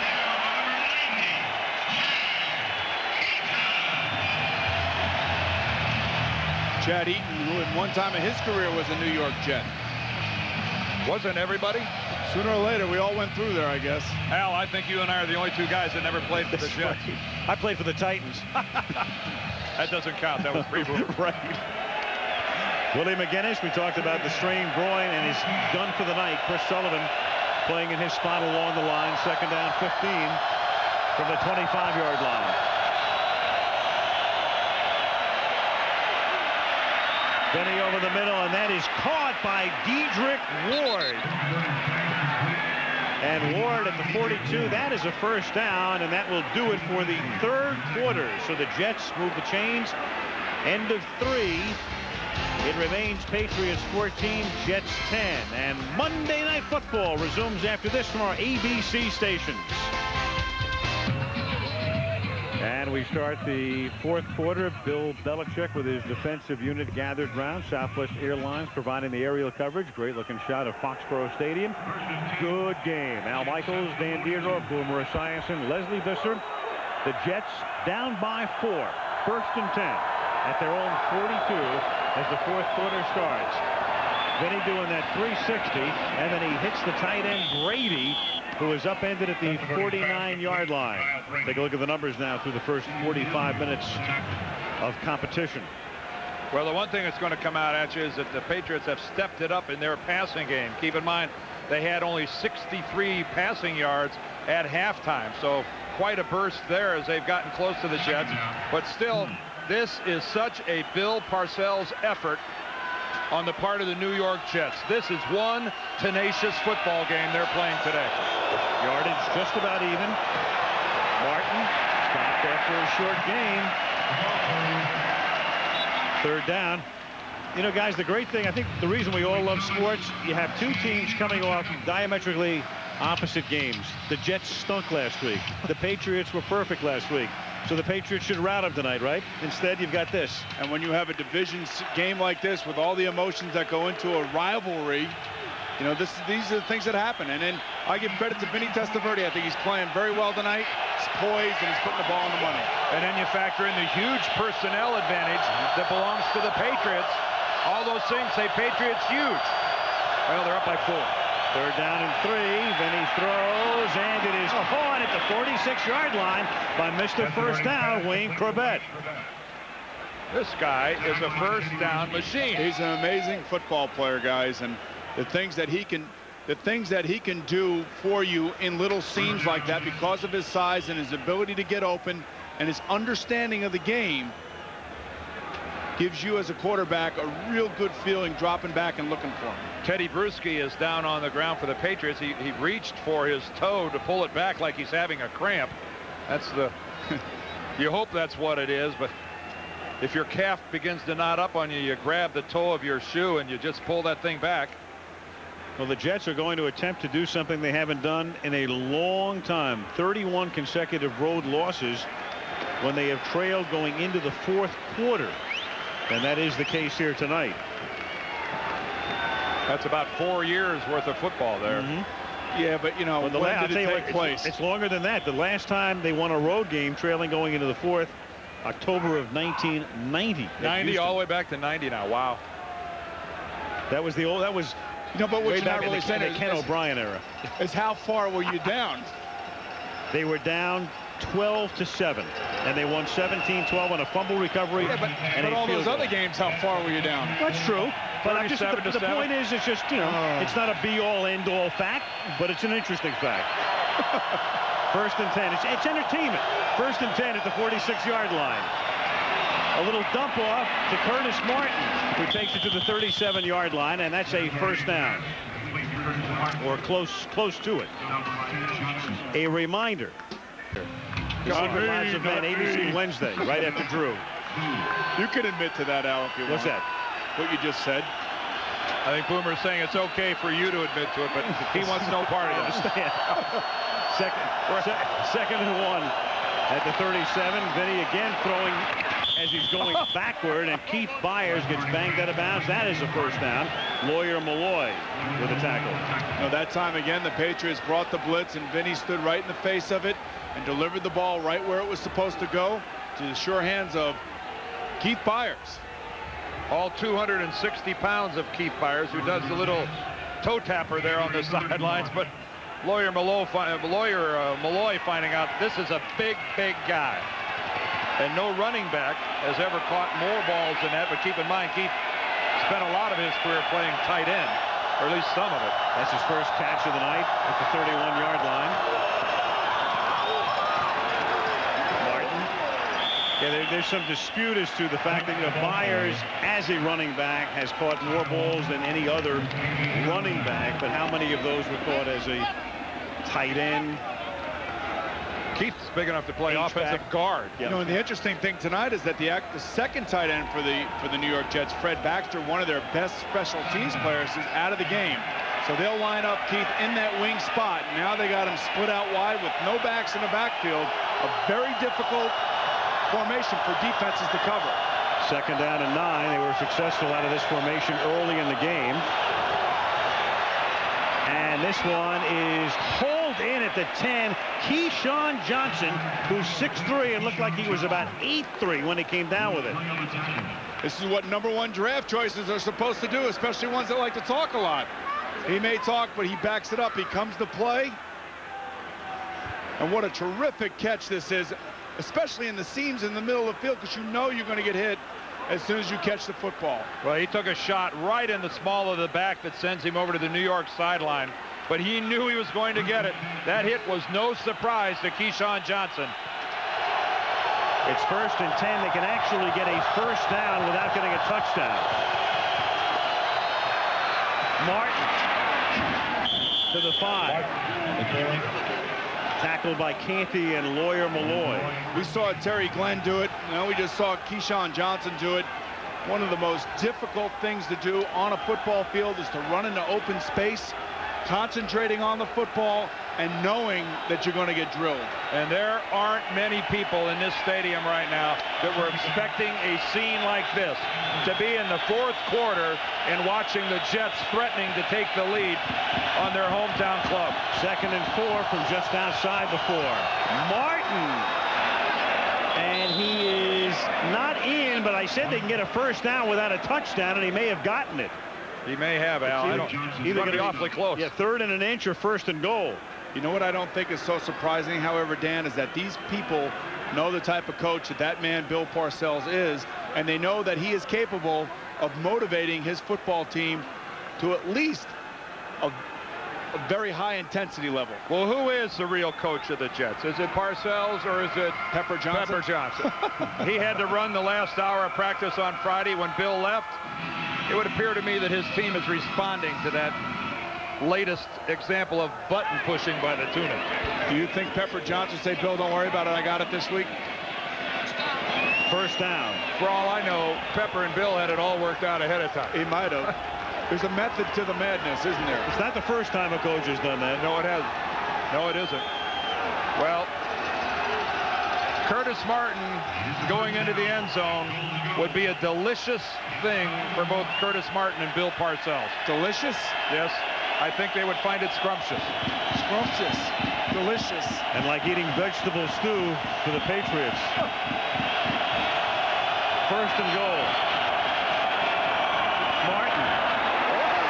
Oh, stood up by Ted Johnson. That's not so delicious. That won't go down so easy right there. Oh, man. That was a hammer sandwich instead of a ham sandwich. So you want to play middle linebacker in the NFL, huh? It's a car wreck waiting to happen every week. And that's how you stuff it down low in the goal line. Give Henry Thomas credit. He was the guy at the bottom. Watch him 95. He's going to take Curtis Martin's feet out from under him. He took away his power. On the 16th play of the drive, Testaverde throws, caught. Brady, his second touchdown of the night, and the Jets are back in front. Kyle Brady has done more, again, just standing around tonight. Vinny keeps finding the guy. Now that time he was a receiver. Give Vinny credit again for standing in the face of a rush, avoiding the rush a little bit, not panicking, and knowing where his second and third receivers are.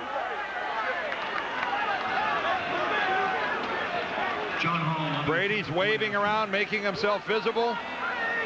Neglected. Point after is good by Hall. Kyle Brady was their #1 pick in 1995. This is the first 2-touchdown game of his career.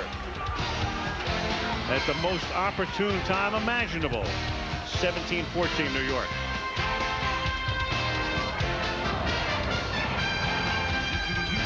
And the Jets rolled 80 yards to take the lead.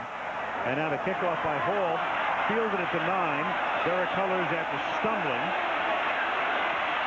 A flag is thrown, and it's a good run back, and Hall knocks him down at the 38, but the marker down all the way back at the 17. That's going to be holding on the New England Patriots. Number 42, Chris Carter. Holding. Number 42 on the receiving team during the run back. Half the distance to the goal. Timeout. So the Pats are backed up and down by 3. 8:41 left in regulation. Testaverde, Drew Bledsoe, the comparison tonight. Vinny with 2 touchdowns and no picks. Drew with that 1 interception by Aaron Glenn that ended a drive. Gave the Jets the ball at the 20-yard line, and from there they moved to a 17-14 lead. And the pass intended for Carter is off his hands. Incomplete. 2nd down and 10. City against Pittsburgh. Oh, I've experienced that crowd before, though. Did you play for the Chiefs, too? Loud. No, I didn't play for the Chiefs, but I did play against them a number of times. Where do you smell that barbecue? 2nd and 10. This is Edwards. Up to the 19-yard line. Hands down, Al, the best smelling stadium in the National Football League. No question. In all of sports. No stadium smells that good from where I sit. Oh, well, wait till you drive up to this thing, Boom. 35,000 people be on that parking lot about 5 or 6 hours before the game. Good, hard, powerful running by Robert Edwards. An interesting dilemma for the New England Patriots is that your running game is kind of working. I mean, they're getting big plays from Robert Edwards. They're getting big yardage from him on the ground. But you kind of take your quarterback out of the game a little bit. And he hasn't really gotten into a flow. And when he did there towards the end of the 3rd quarter. And a first down up at the 19-yard line. Monday Night Football is being brought to you. First down, Edwards, who has carried for 98 yards, and he's into 3 figures now up to the 25-yard line on his 22nd carry of the night, tackled by Brian Cox. I don't want to jinx Robert Edwards, but correct me if I'm wrong. It's like a no-hitter. This kid hasn't fumbled the football yet this year. Talk about a rookie who responds to pressure. Here is a young man who has become the primary back for a quality playoff-bound football team. Second down. And he's not lost a fumble yet this year. And tonight, averaging 4.7 yards per carry, coming in averaging 4.3, 7/10 better on the evening than the man he replaced, Martin. Bledsoe hits Glenn, and then Glenn gets hit and turned up at the 30-yard line by Victor Green. Forward progress, shouldn't have a first down. Here's Leslie. Al, Bill Parcells talked to his team about the difficulty from going 9-7 to even 10-6. Well, he originally had that conversation with his good friend Bob Knight a couple of weeks ago. The two of them coached at West Point together in the late 60s. Bob Knight told me the key to Bill Parcells is that he knows he's right and he knows how to win. By the way, Al, I told Bob Knight that Bill Parcells was once offered a college scholarship in basketball at Fordham.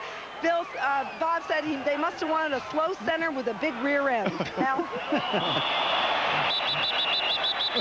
That's a tough Bill, Bob, Bill, Bob. They would have found one.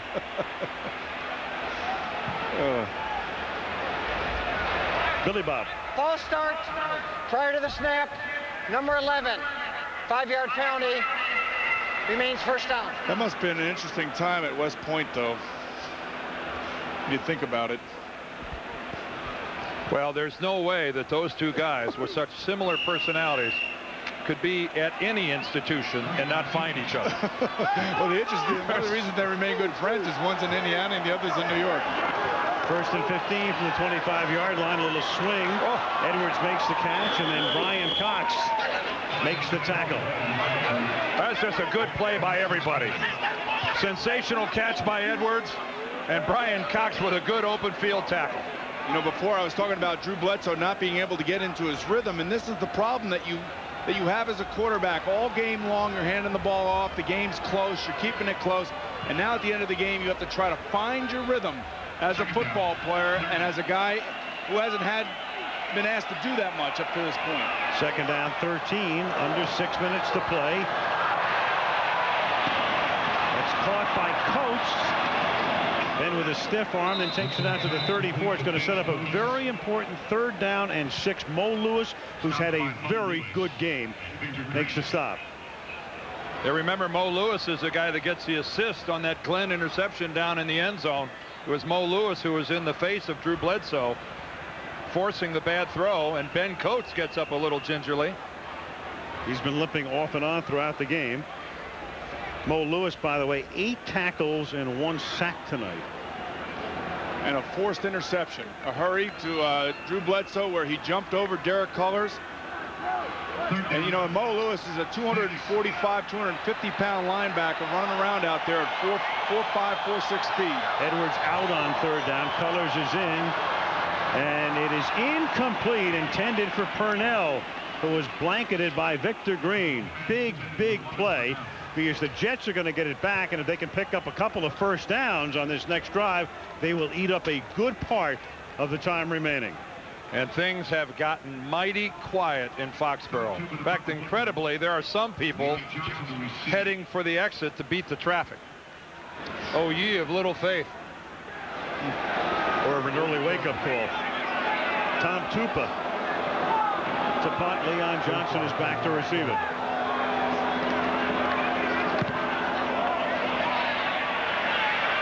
Good deep angled kick, 14-yard line. Johnson. And a fine run back out to the 34-yard line, bumped out of bounds by Derek Cullors. 4:58 left in regulation in a huge game for the Jets, and they're up by 3 with the ball. The game, stay tuned to ABC for your local news or other programming, or go over to ESPN for a post-game show. How about this for incentive for the Patriots? No team has won a Super Bowl after losing to the Jets that season. Well, right now, if you're the Jets, you just want to make sure that you secure the ball. You don't want to be too conservative here. There's still a lot of time left and 3 timeouts for the Patriots. First down at the 34-yard line. They won't be conservative because Vinny's throwing over the middle. And it is caught by Brady with 2 touchdowns tonight and a big first down here to the Pat 46. That is a terrific play call by Charlie Weiss. A little play action pass and finding Kyle Brady deep in the seams.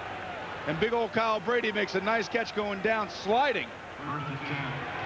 This is a ball that's carefully thrown by Vinny Testaverde. You can watch as Parcells very happy with that. Well, no wonder that Brady surprised the Patriots defense. He was actually running a real pattern. First down at the 46, and Testaverde milking that clock. Milking that play clock all the way down to 1. Oh, perfect. Martin to the 43, and the Pats are going to have to start thinking about taking their timeouts on defense in a moment. Second down and 8. That's what a veteran quarterback will do. You know, he will take the down clock all the way down to 2 or 1 seconds. He knows exactly what he's doing. And it's a key integral part of managing your position again. Having the poise to stand under center, knowing exactly what you want to get done. Well, he's going to keep his lineman in a stance for a long time here if he burns this all the way down. Second and 7. That time he snaps it at 9, but he's going deep, and it is caught by Ward. Touchdown! I wonder why he snapped it. Wow. Dedrick Ward beats Chris Canty. And they are really heading to the exits in Foxborough. The New York Jets right now, guys, proving that desperation is maybe the best motivator of all.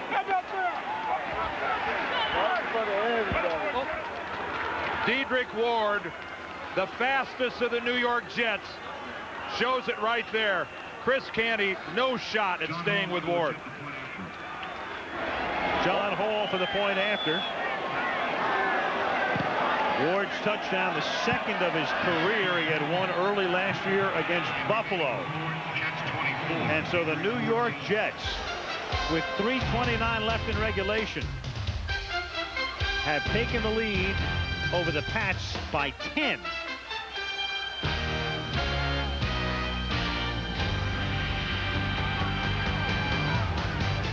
Vinny's numbers tonight, if the Jets hold on and win it, Vinny will be 3-0 as a starter, and Glenn Foley will be 0-3.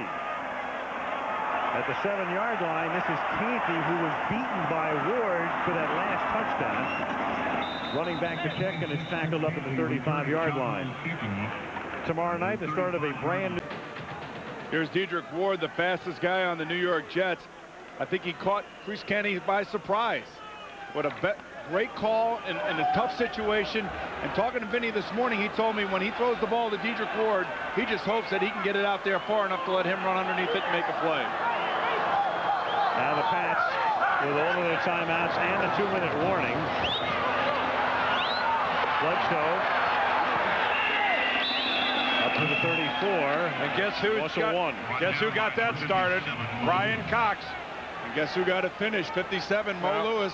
Brian Cox coming off the right side. He forces Drew to move and get out of the pocket. Mo cleans up.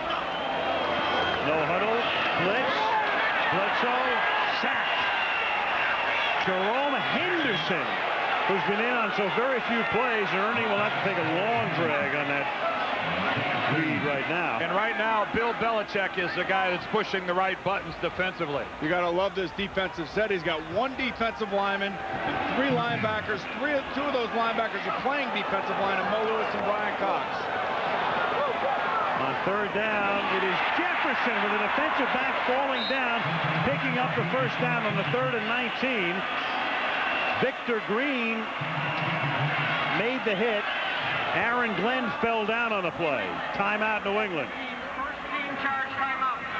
That time they only chose to rush 3 guys, and they gave all the time in the world that time to Drew Bledsoe, and it's tough for a DB to have to stay with one of these receivers down the field that long. Liberal use of the hands there by Sean Jefferson, but doing everything he could do to get open, but a lot of contact there between receiver and defender. And the one thing I'll tell you about Aaron Glenn is that he won't let it get him down. I mean, he'll be right on top of him the next play. He's that type of aggressive defensive back who has a lot of confidence in his athletic ability. They're going to talk, Boomer, about the formation with Cox and Mo Lewis being the guys getting after the quarterback. They might be the 2 best pass rushers. Oh, absolutely. On the Jets defensive team. Better than any of their down linemen. 2:40 to go. Pats with 2 timeouts and 1 at the 2-minute warning, trailing by 10. Goes down to the 47-yard line. Bledsoe surveying, guns to the sideline, in the seam, and he was open. Glenn can't hold on at the 17-yard line. Man, what a throw by Drew Bledsoe that time, rolling to his right, stopping, and then bringing it all the way back across the field to throw it on the line.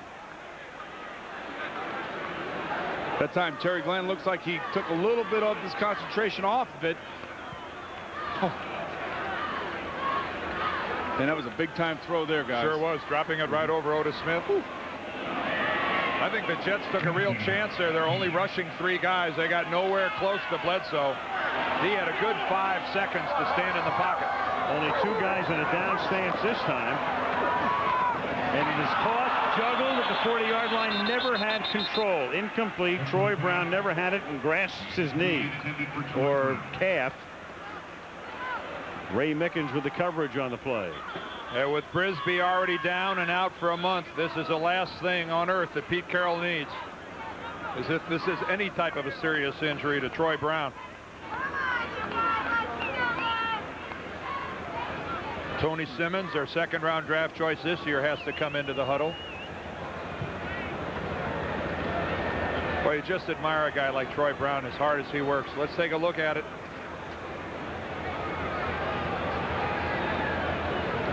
Ooh, gets his left leg at an awkward angle, caught back underneath him. And there's an ankle or a knee. Vincent Brisby, we talked about his fractured finger, and he's out for a while, and now Troy Brown needs assistance off the field.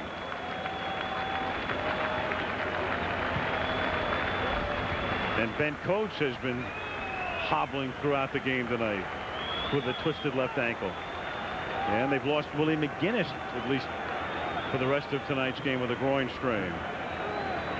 What a wacky game this is. One week you're kings of the hill, thinking about the Super Bowl destroying Kansas City, and the next week, well, you're in danger of losing to the Jets. You're in danger of moving into a tie for first in the AFC East with Miami, and you're going to Miami to play the Dolphins next week. And what do you think Pittsburgh is thinking about Kansas City having 2 weeks to think about that debacle?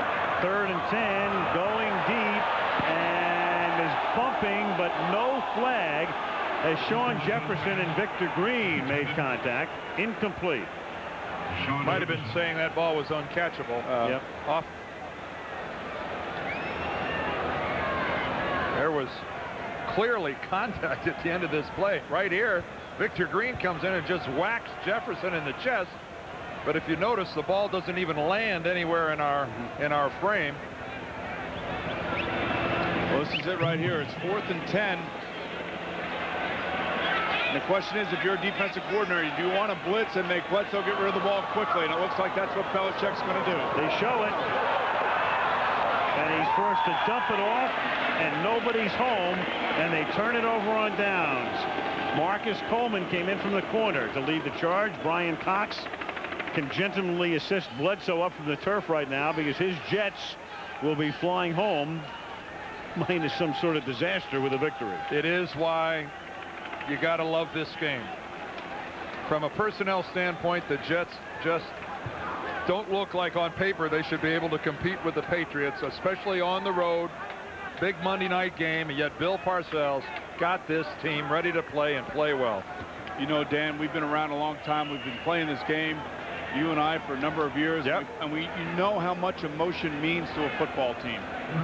And when the Jets come off a game like they did against the Rams last week, the Patriots see that on film and they say, hey, we can beat these guys.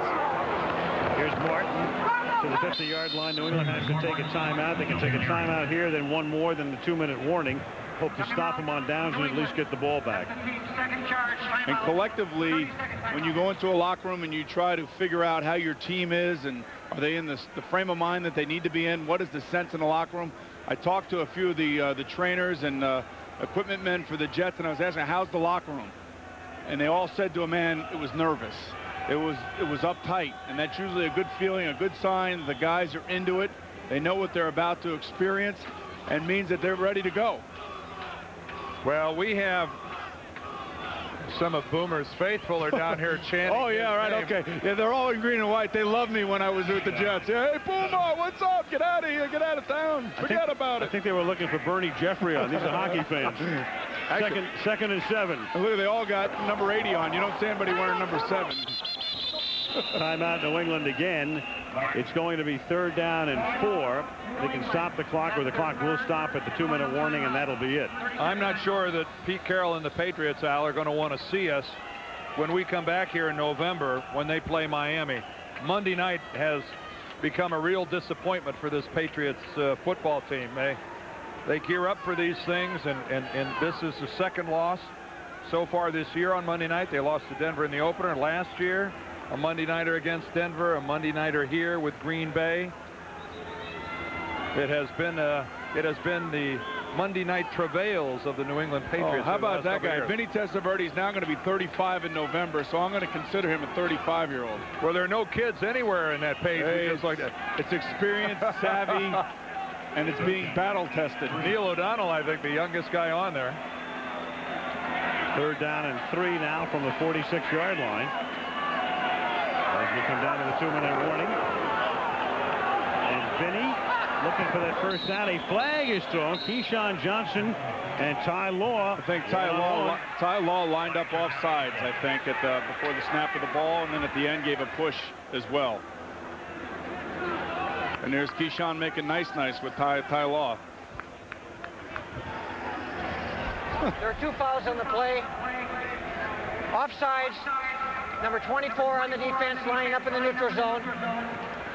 Defensive pass interference, number 24, automatic first down. I don't know that lack of concentration is enough of an explanation of why a cornerback would line up offsides.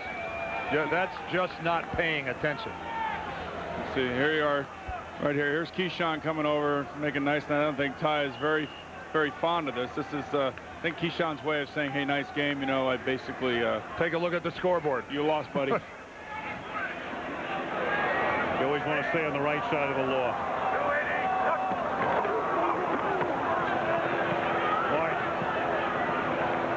To the 26-yard line. 2-minute warning comes officially with $1:59 left. Bill Belichick and his defensive unit masterful tonight, and the Jets are up by 10 and on their way home with a huge win.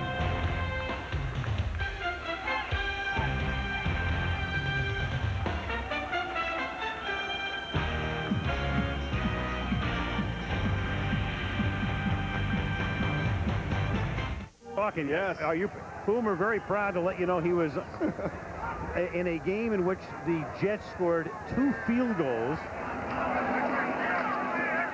This is Curtis Martin. All right. Let me explain something to you about that game. You saw the game in Kansas City and Seattle a few weeks ago, right? Drenching downpour there, Al. I'm sorry. What we're talking? I didn't. My headset was cutting out. It was pouring rain that day. Okay. And it was a defensive struggle between the 30s. It was raining. You know what? You probably couldn't appreciate it, Al, because all the time you go to work, you're inside. I've never worked outside. Are you insinuating he's led a sheltered life, Boomer? Oh, yes, he Boomer. You got to understand. I've set it up that way. 3rd and 3. Carefully orchestrated. Very true.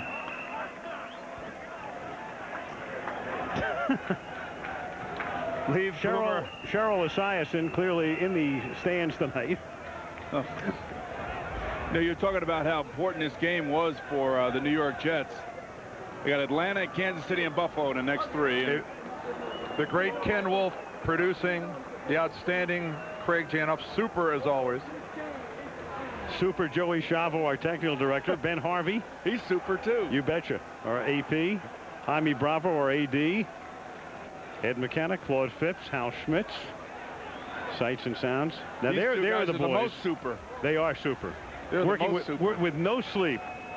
Sleeping in rooms where sirens are going off all night long outside the room. Yeah, and meeting all your demands. Director of Information, Steve Hurt, the greatest of all time. Super. More than super. Double super. Super duper. the Jets to run out the clock. And so the New York Jets will go to 3-3. In effect, they'll be 1 game back. With a loss, they would have been 3 back with 10 to play. Bill Parcells rallies his team in his own inimitable way.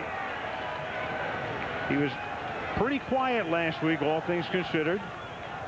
Very understated when we spoke with him last night for about an hour. Very calm and cool. Leaves practice on Friday. A wonderful psychological ploy, if nothing else. And he's been gone far too long from Monday night. It's nice to have him back. Good to have him back. Hey, give him credit. Vinny Testaverde played a magnificent game tonight. He was on the money, threw the ball exceptionally well, and made all good decisions and made some big throws on 3rd down. And so the Jets, in a game they had to have, come into Foxborough and win it. And now they're only 24-14. And only a game out of first. Back to Rapid after this.